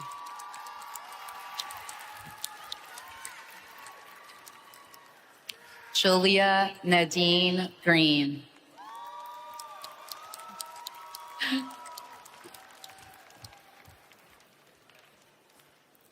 India Sade Gregory Jerome.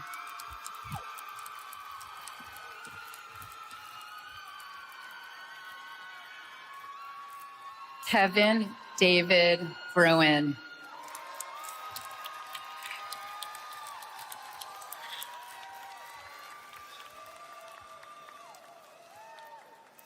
Marcus Garand.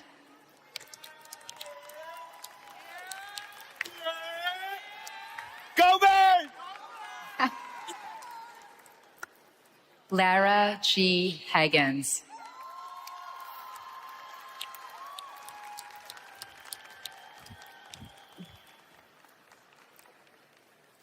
London E. Hall.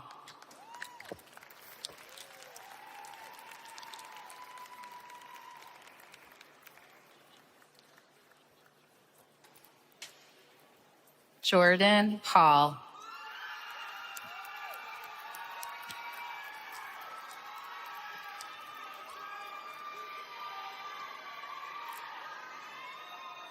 Emma Hambleton.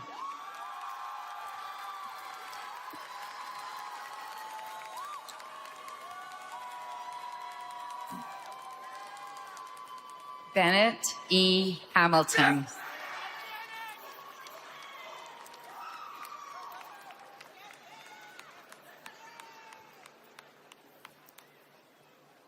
Lily J. Harris Whirling.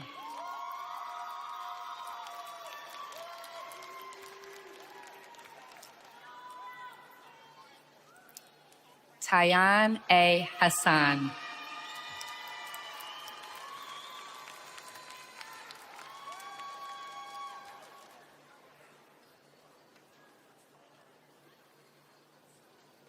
Elizabeth M. Hauptman, summa cum laude.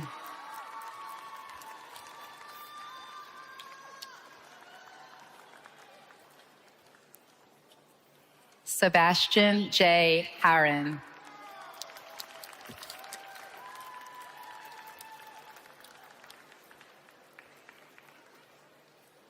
Xander K. Hearns.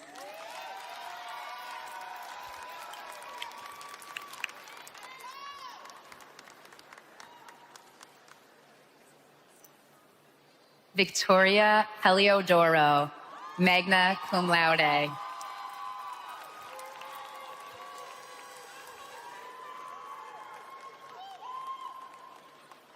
Anaya Hernandez.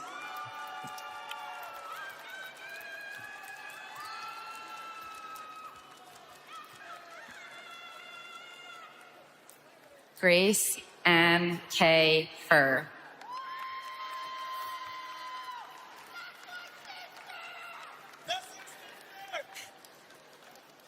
Janice Hostetler.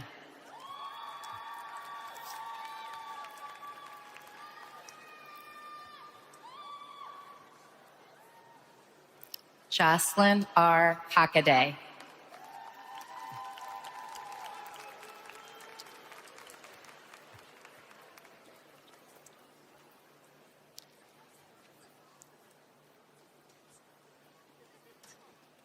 Danielle College.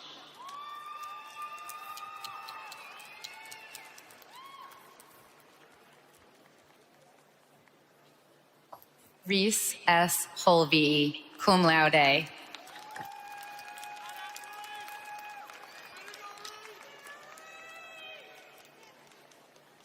Joy Su.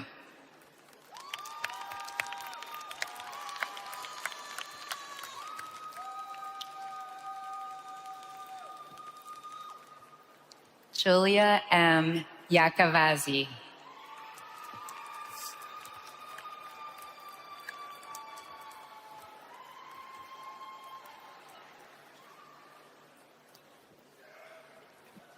Benjamin H. Aingley.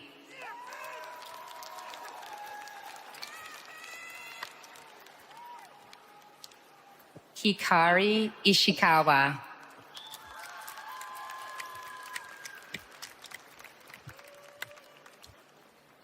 Riley Ivanitsky.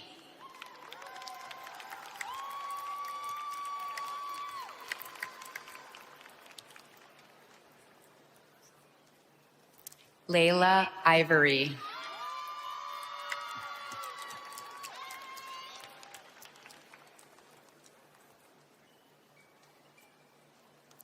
Ethan L. Jan.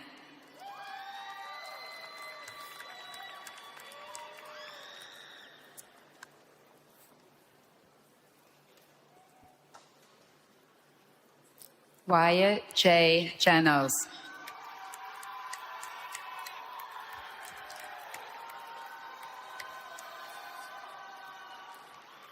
Trinity T. Jefferson, magna cum laude.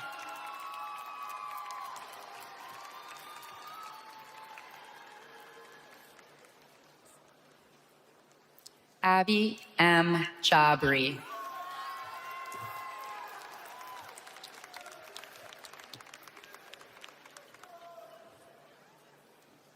Isley C. Johnson.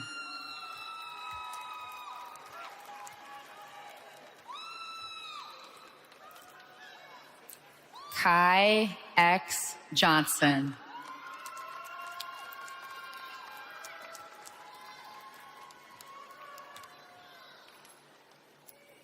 Jaden Ryan Jones.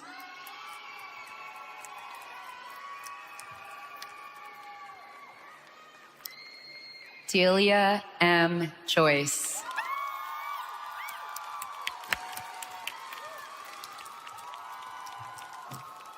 Gia Judge.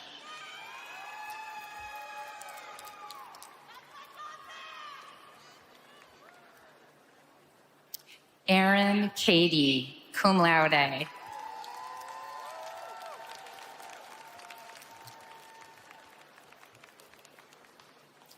Julie Nayun Kang.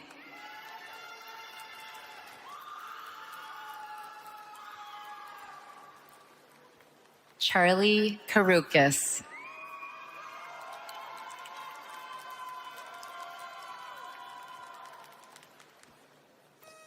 Rebecca Kites.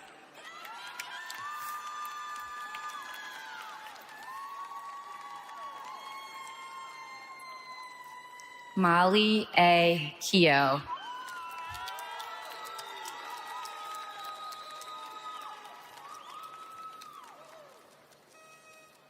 Eva Kiley.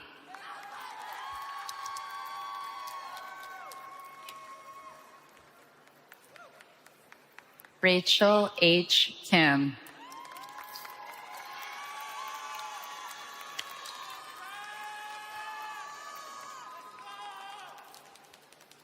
Josie M. Kleemeyer.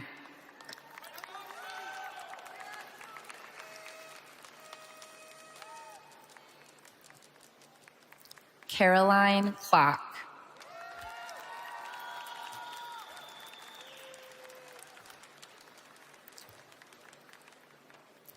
Madison R. Kofer.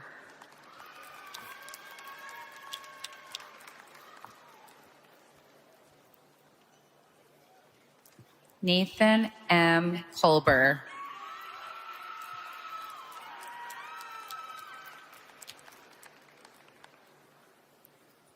Jack Coel.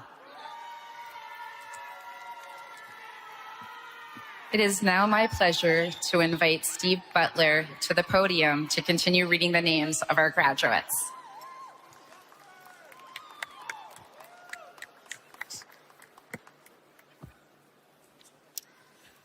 Amaya Villarreal Lamb.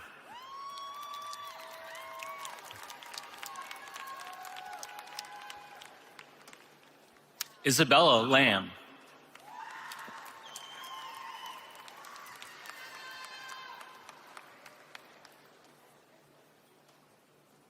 Ashton Lane.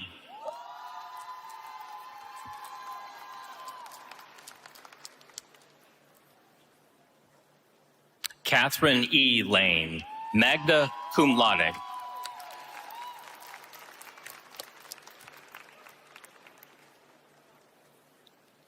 Randy Nache Lane.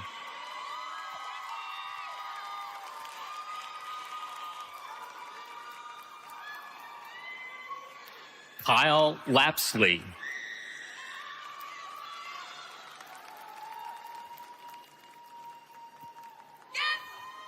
Jack Larson.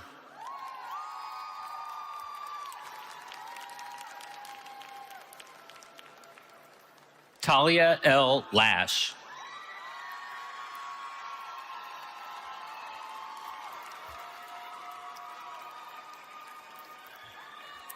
Darren P. Lavin, Jr.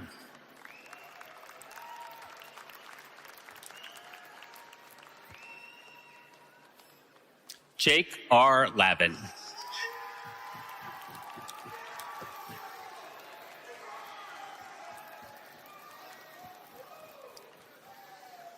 Finley Grace Laws.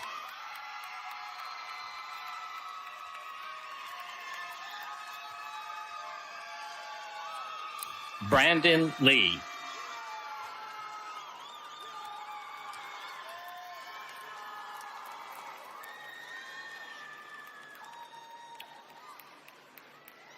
Alicia LeBeau.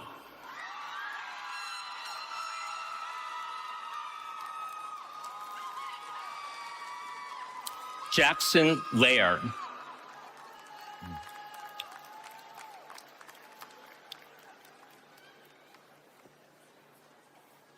Sage Leone.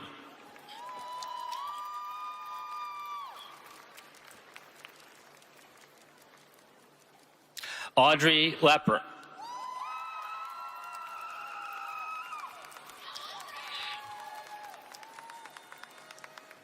Faith Levin.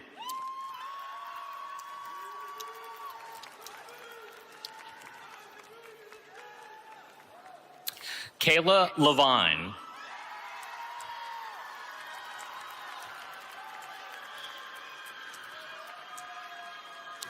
Sophia J. Levine.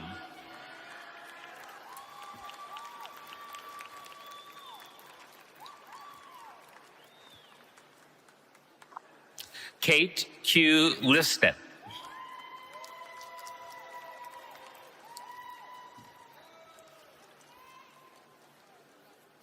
Gabrielle D. Lennington.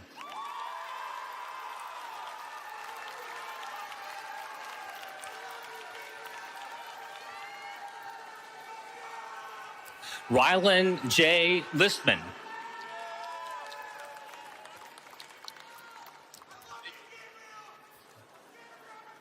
McKenna Rose Little.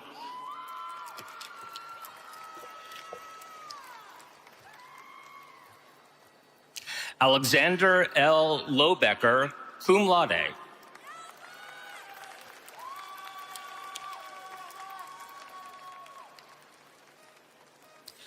Shane Lockett.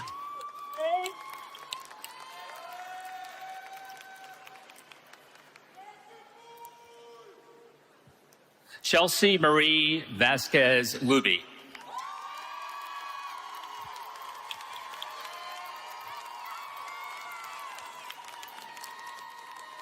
Layla Hallie Longo.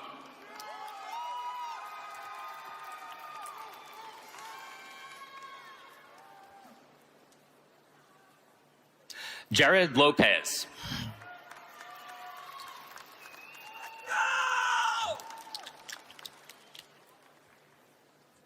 Benjamin Jacob Lotman.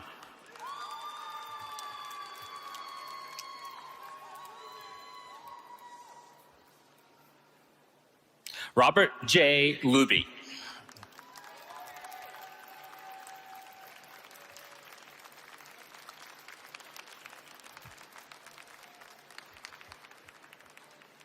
Lauren Elizabeth Magyar.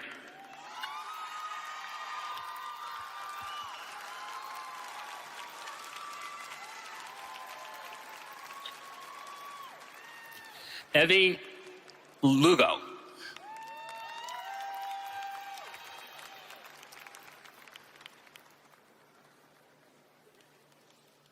Lucy Arden Lunet.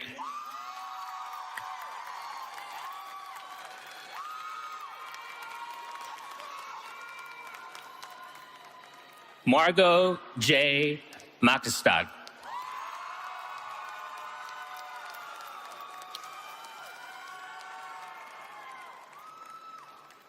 Brianna Mack.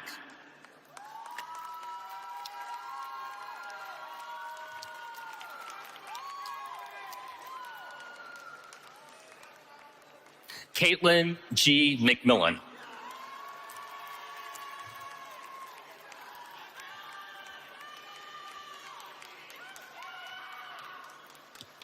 Rutendo J. Maforo.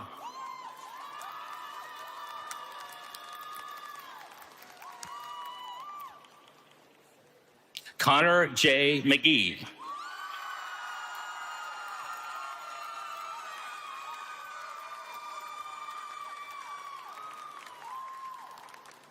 Michaela I. Makonda.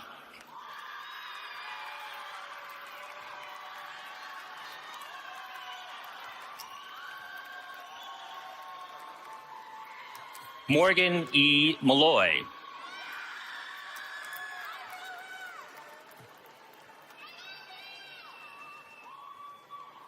Sophia G. Mamakos.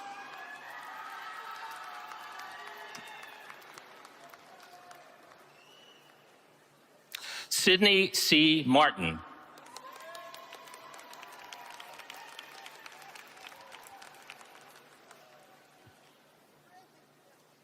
Ainsley A. Massey.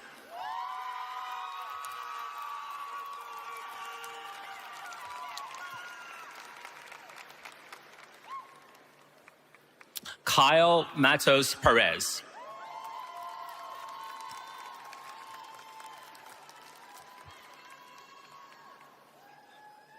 Logan A. Matthews.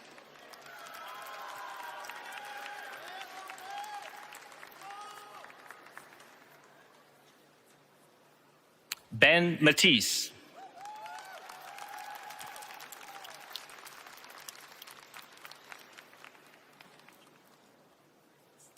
Andrew Mayo.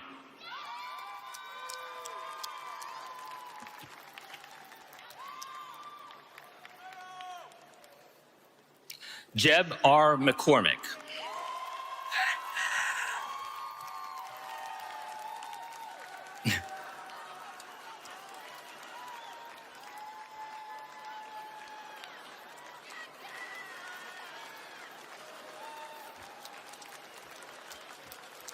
Gwendolyn Magoose.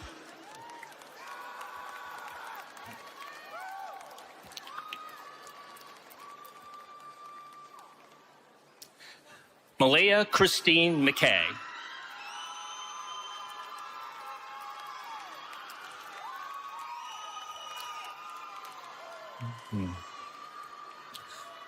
Miles Victor McMichael.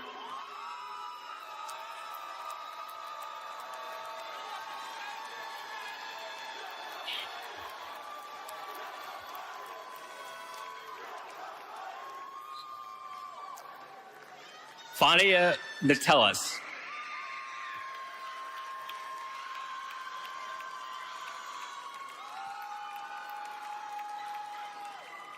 Brady Miller.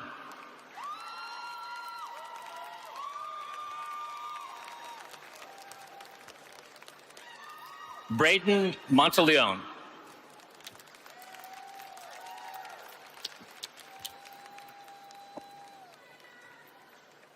Ashley Nelson.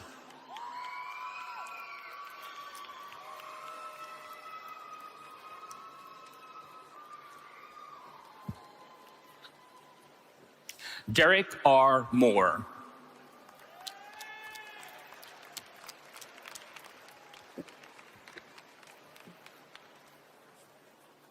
Cameron Bliss Moore.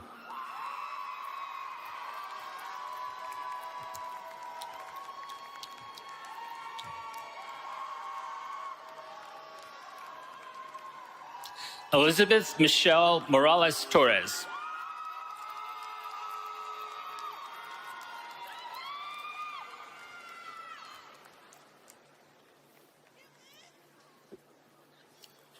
William McBride.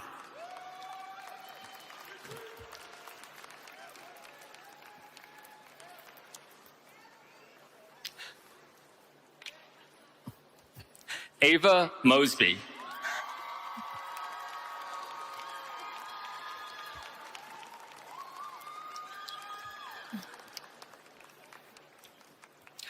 Hadiza Yasmin Mashilia.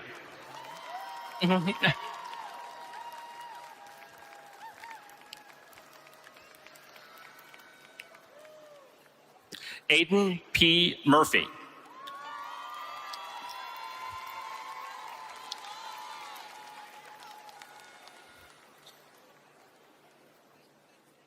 Amelia J. Murphy.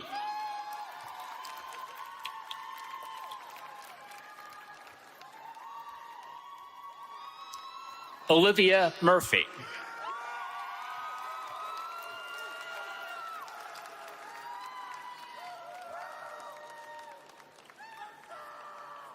Connor L. Murray.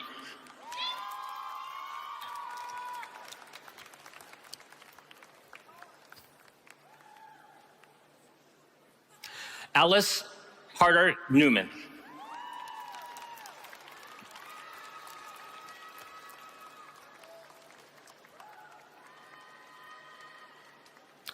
Aspen Wynn.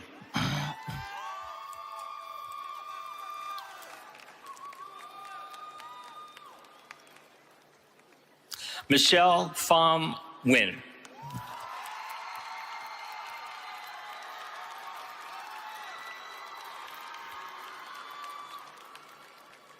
Jason D. Nieves.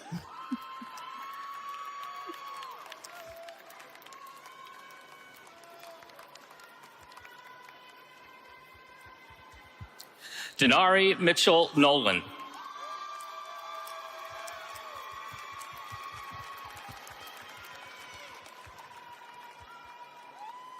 Carolyn Emily Norton.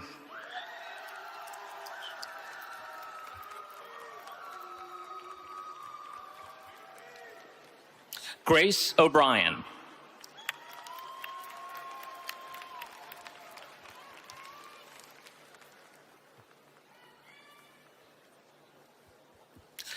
Colin P. O'Donnell.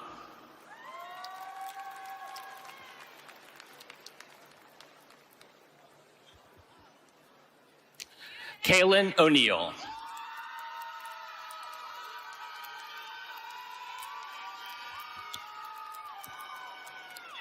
Eileen Obetz, magna cum laude.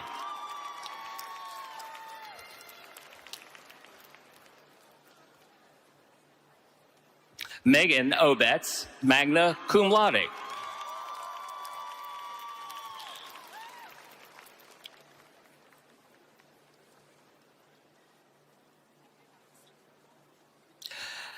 Evelina Odronchachuk.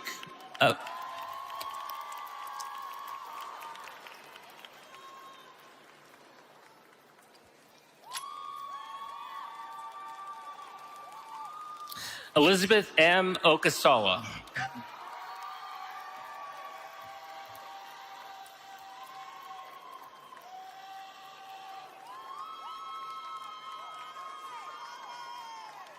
Eva M. O'Leary.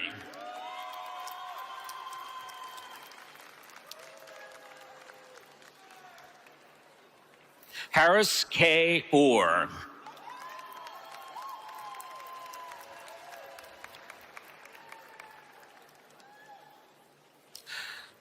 Layla M. Oyoku.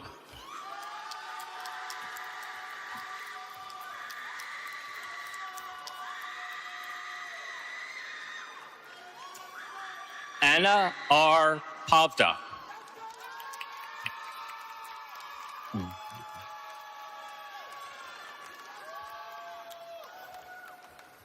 Cassandra Adeline Paoletti.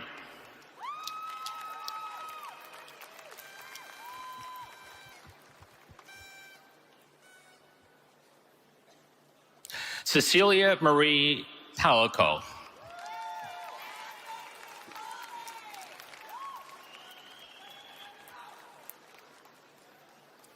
Barrett L. Lisk.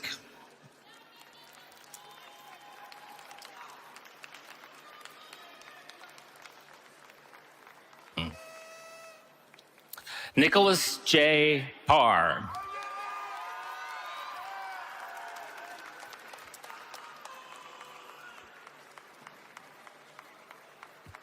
Emily Pease.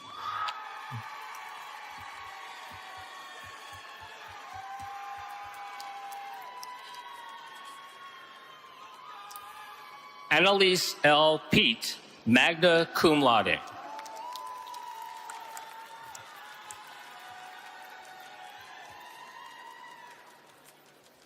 Madeline K. Pennell.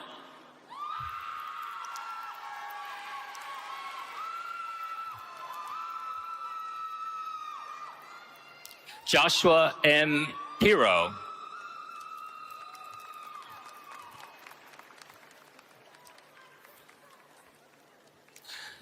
Petula A. Philp.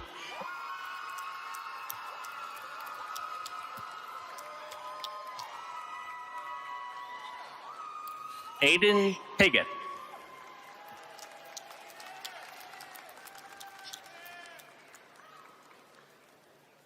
Jake Piggott.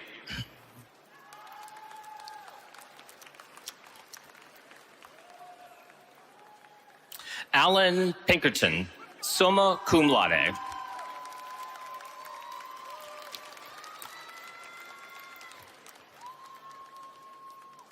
Jeremy Pollock,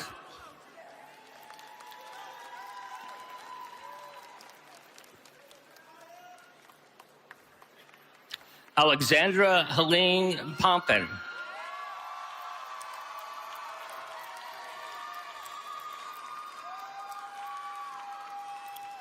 Kalia Pratt,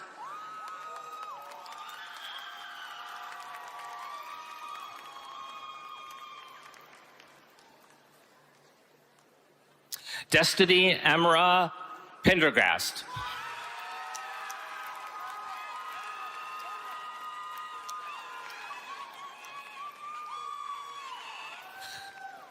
Elisa R. Pryor,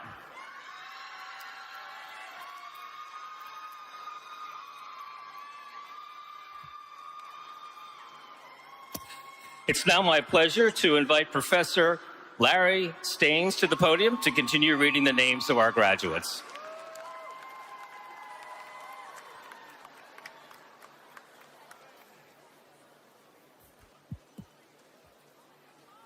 You doing okay?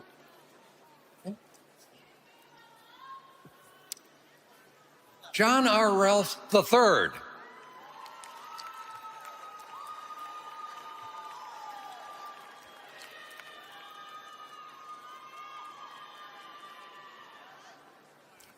Gabriela I. Ramirez.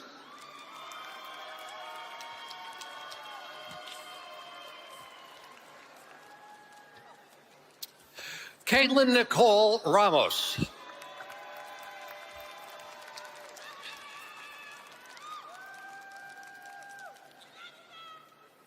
Okay. Chloe Reeve.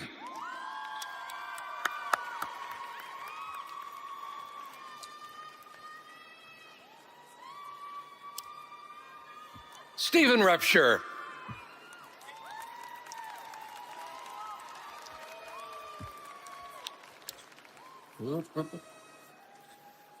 Andrew B.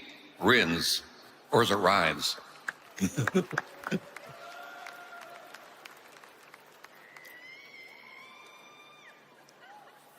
Alana Janelle Richards, cum laude.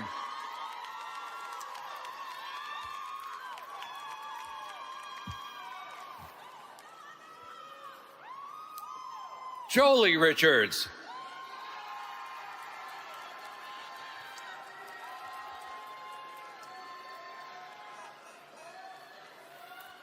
Lanice Gabriela Rincon.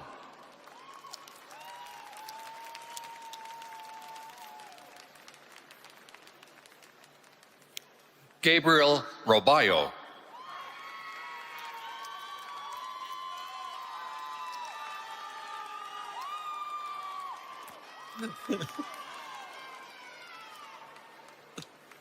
Jack Kyle Robertson.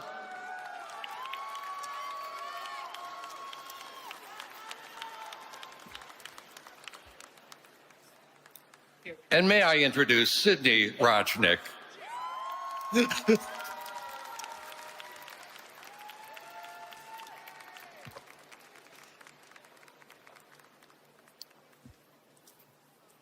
Solani Rojas Rios.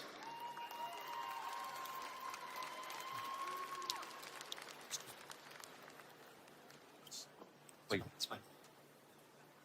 Now? No, now. Okay. That's not Anthony. Is your That's fine. My name's not. where's Anthony Russ? Come on up. Come on up, Anthony C. Rossioli.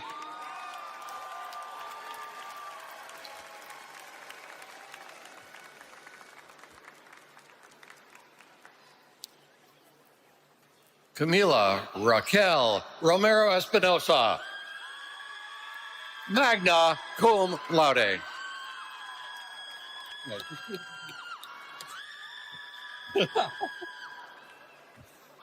Sanavia Rose Gillians.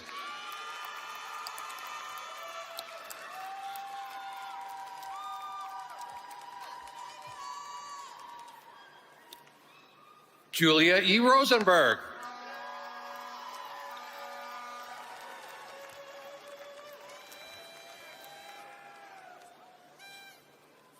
Jack Rosty. Okay. Okay.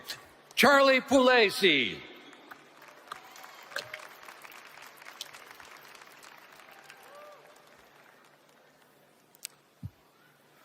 It's Megan Beal Russell.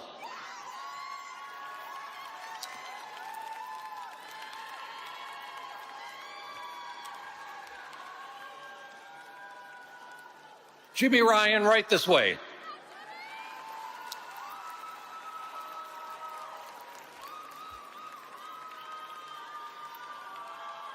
Tyler Sacamandi.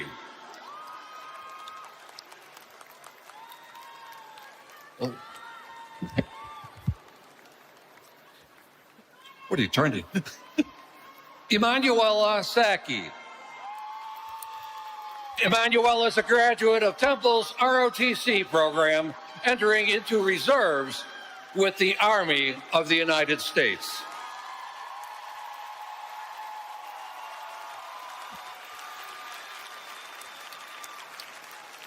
Swabra Salim.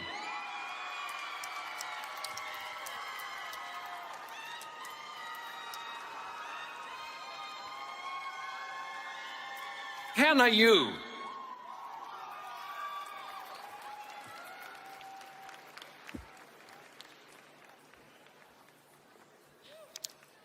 Jenna Santini.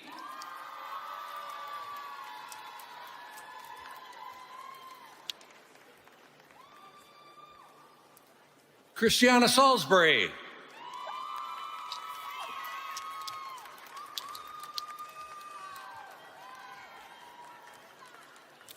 Brianna Arden Elizabeth Schneekloth, magna cum laude.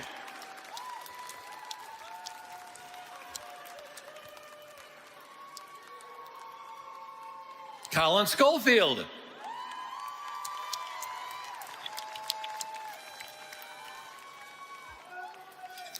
Charlotte Christine Schultz.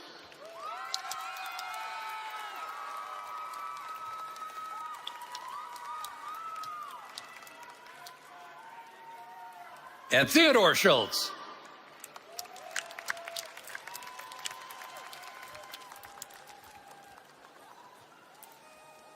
Karina Scott.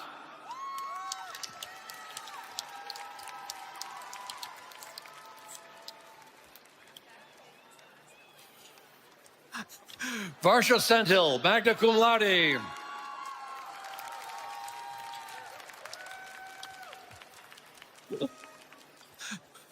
Andrew M. Sergovich.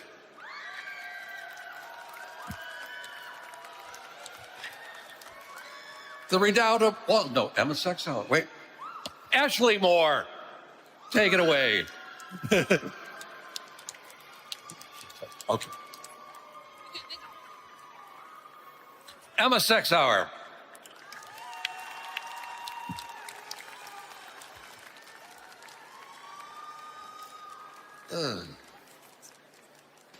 Finn Schaffner.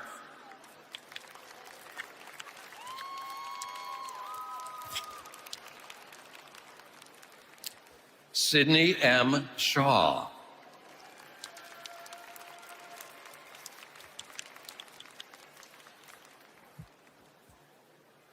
And it's Grace A. Sherlock.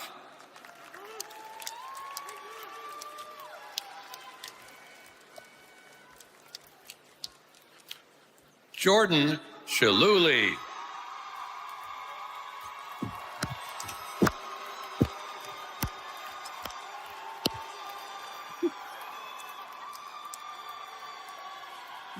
Milo Shea.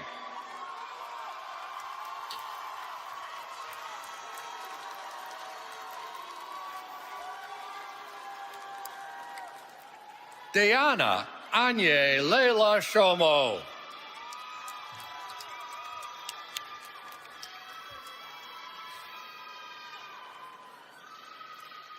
Kathleen A. Schrift.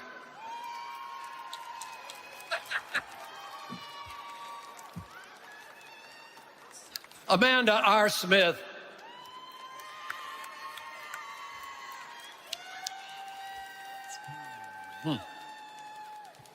Audrey Grace Smith, magna cum laude.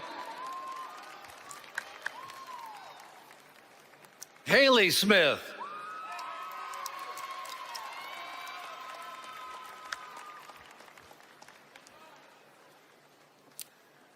Nasia Smith,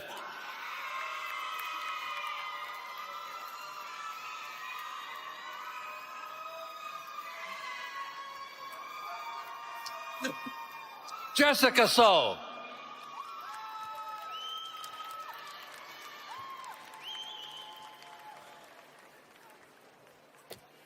Axel J. Soderlund, summa cum laude. Abigail Page Speaker,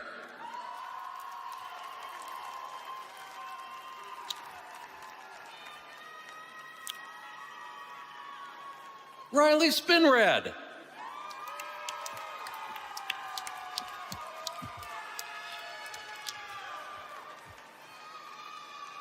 Finley C. Spitzer,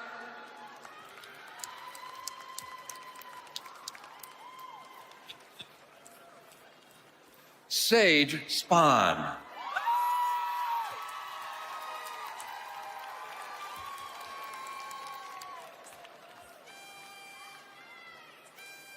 William Landon Stafford,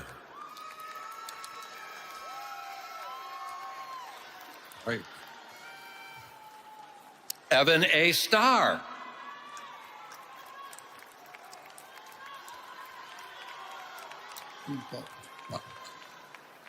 Ava Steniken, summa cum laude.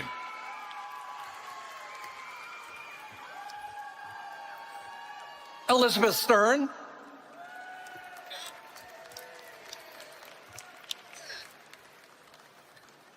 Jacob Stevens,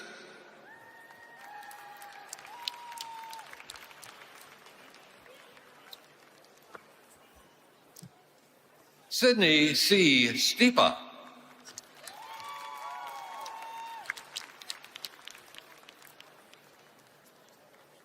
Owen Thomas Strader,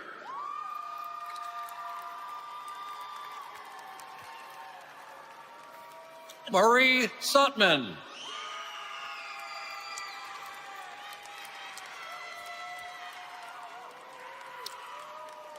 Brendan Tartaglia,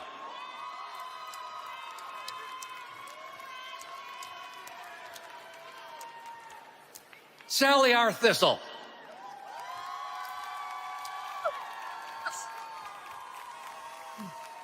Armin Thompson Rios,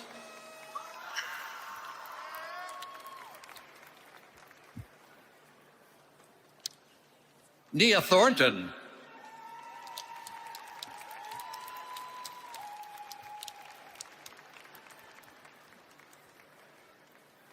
Casey Antoinette Thorpe,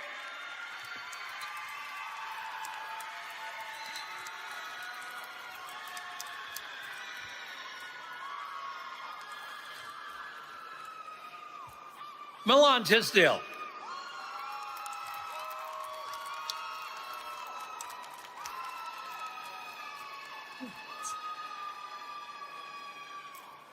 Natalie Torsha,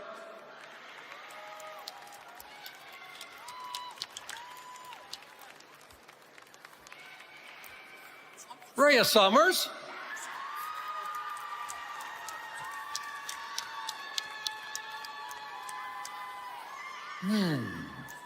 Sophia J. Tripler,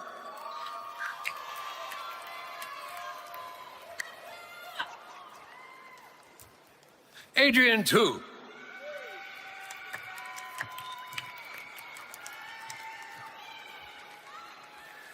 Chloe Lingxuan Tubbs,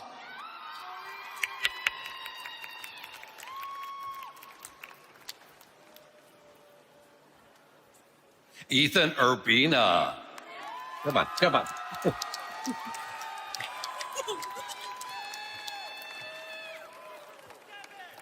And who are you? Sujan Upreti.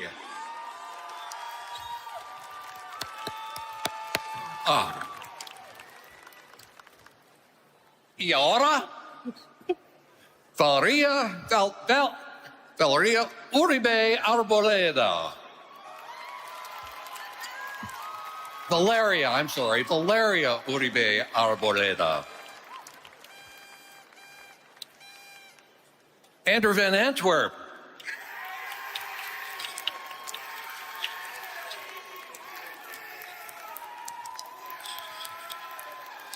Isla Van Shake.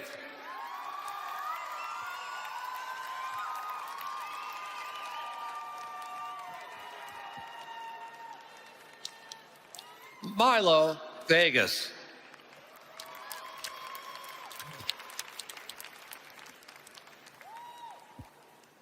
And you are, ladies and gentlemen, Jana Voges, magna cum laude.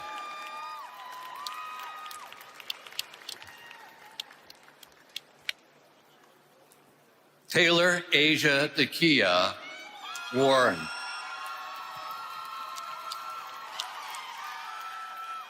Cum laude, I might add.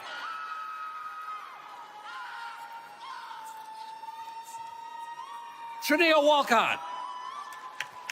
Shania Walcott.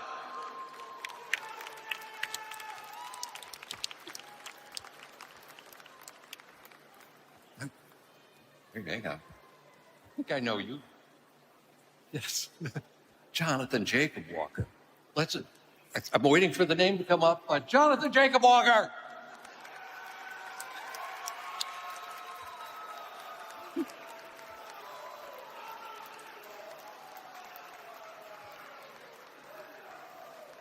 Megan Walsh. Summa cum laude.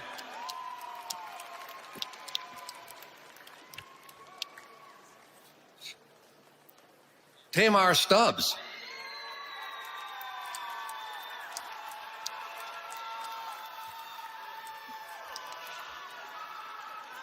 Paris Watnowski Pinter.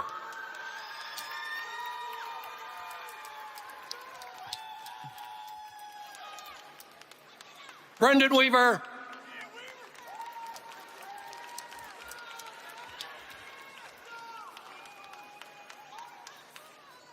Hannah Weiss. Summa cum laude.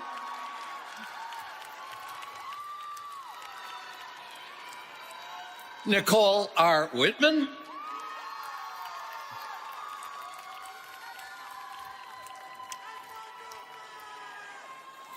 Rachel Elise Williams. Summa cum laude.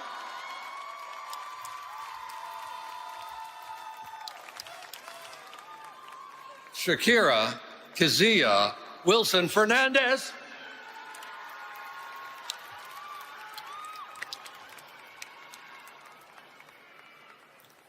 Naya Savannah Weiss.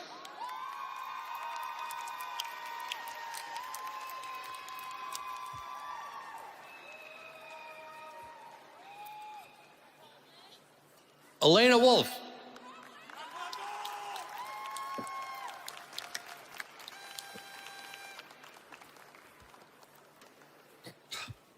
Amina Woods.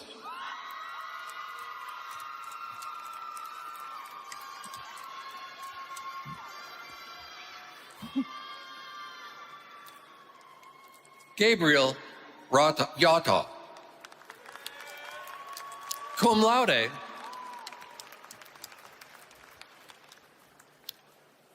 Corinne Young.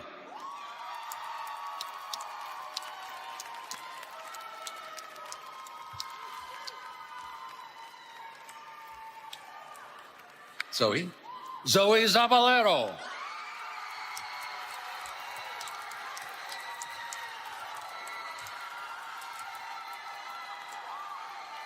Julia Zalakar.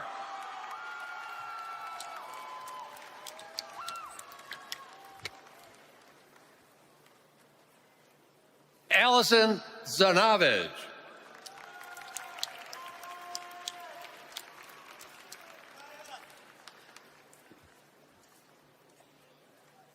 Josue Zia.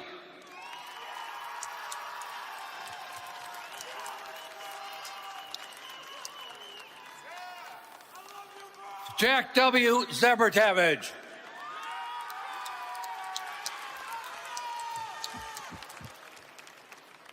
Here we go. Claire Zephyr.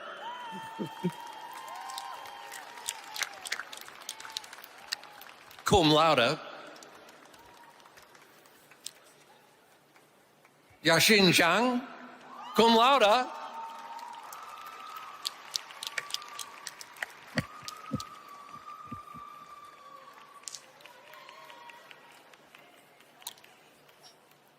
There we go.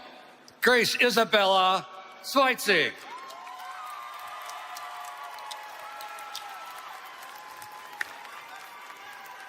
Any honors? Any honors? Okay. And last but certainly not least, Tessa Zimmerman.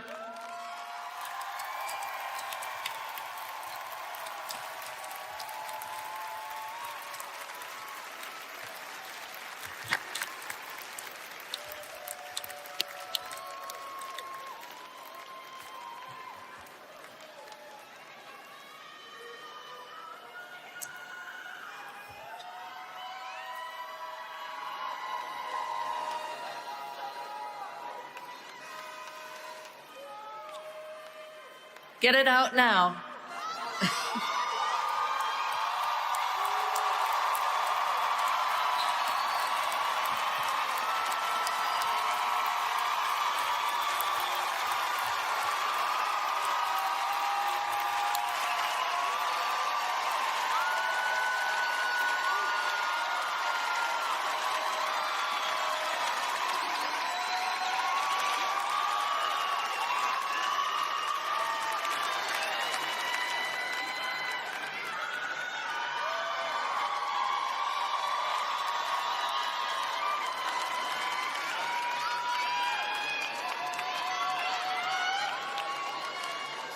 We ask for your patience while we wait for the last couple of graduates to have their photos taken and return to their seats.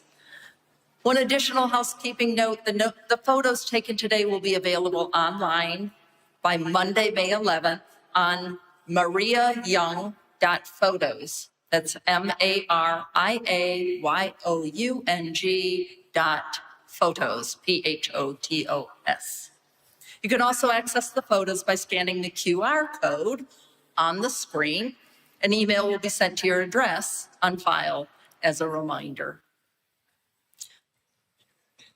Congratulations, graduates.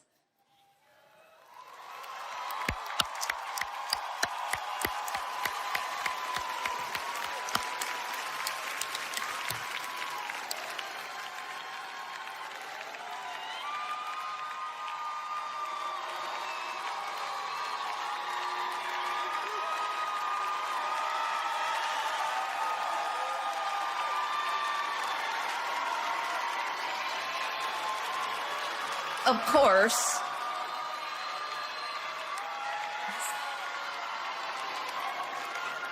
before we go, we need one more history lesson.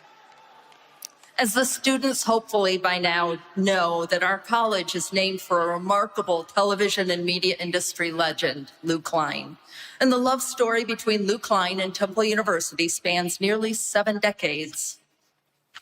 From the age of 25, Lou Klein was already making his mark in the television industry and wanted to share his knowledge and excitement for it with other smart, young people. That was the year he began teaching classes in television at Temple, a part-time activity he continued for 67 years.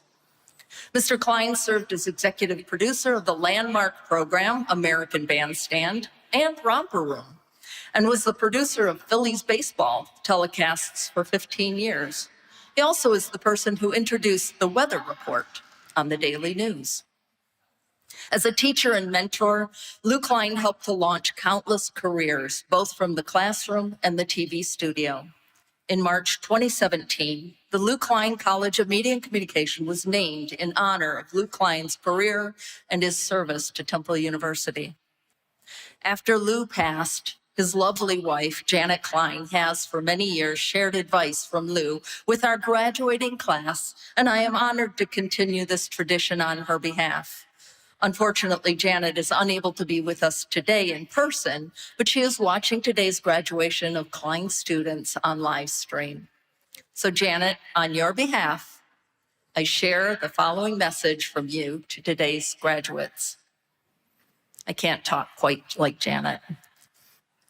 As you know, you are graduating from the Lou Klein College of Media and Communication. Lou loved teaching at Temple and taught here for many years. He loved the intensity of all our students, their passion to communicate and show off their talents to everyone. But he also taught our students a personal value they still remember. When I meet with alumni, they still quote what he said to them to help launch their careers. He had some important values he imparted to his students. His most frequent one was, if you're on time, you're late. A few years ago, a very successful Klein alumnus said that Lou said something that helped him get started. It was a phrase called the 3 T's: talent, tenacity, and timing. This successful man said he thought tenacity was more important than talent, and timing meant being at the right place at the right time and taking advantage of it. Lou also said, be nice and always say thank you. It's not who you know, but who knows you. Work hard to be what you want to be, not what someone else tells you what to be. And don't be afraid to take any risks, as long as that you go along with achieving your own goals. Be what you want to be. Lou lived his life by these values, and he shared them with all his students and his friends in order to help guide their careers. Now, thank you, Janet. Let's thank Janet Klein, and let's let her know how grateful we are that she is with us online today. Thank you, Janet.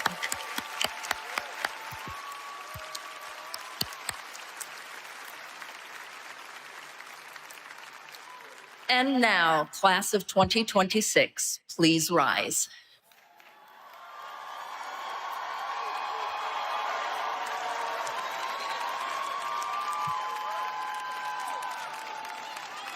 Please take hold of the tassel on your cap, which should be on your right side. And at the count of 3, you will move your tassel to the left, symbolizing your transition from student to graduate of Temple University. 1, 2, 3.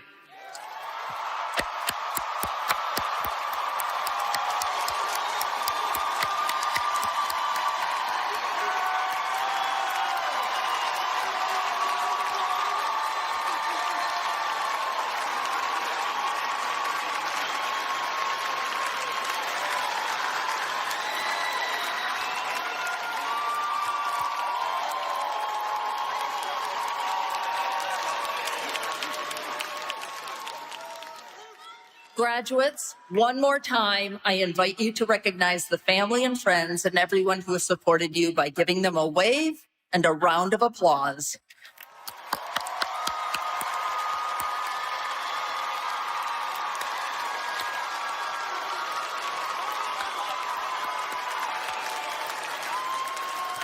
You may now be seated.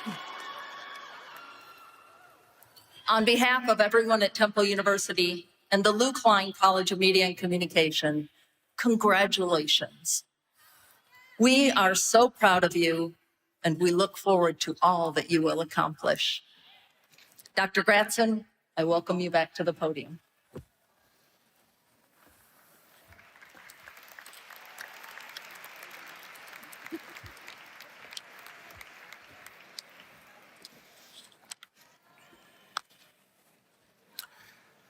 Again, congratulations to all of you. I know that it has been a long, exciting workload and journey, but please carry the memory of this day with you. There is nothing more powerful than the recognition of the importance of scholarship. You are evidence of that. Take these moments that you have had over the past 4 years and beyond, and please carry them with you. And remember something. Once an owl, always an owl.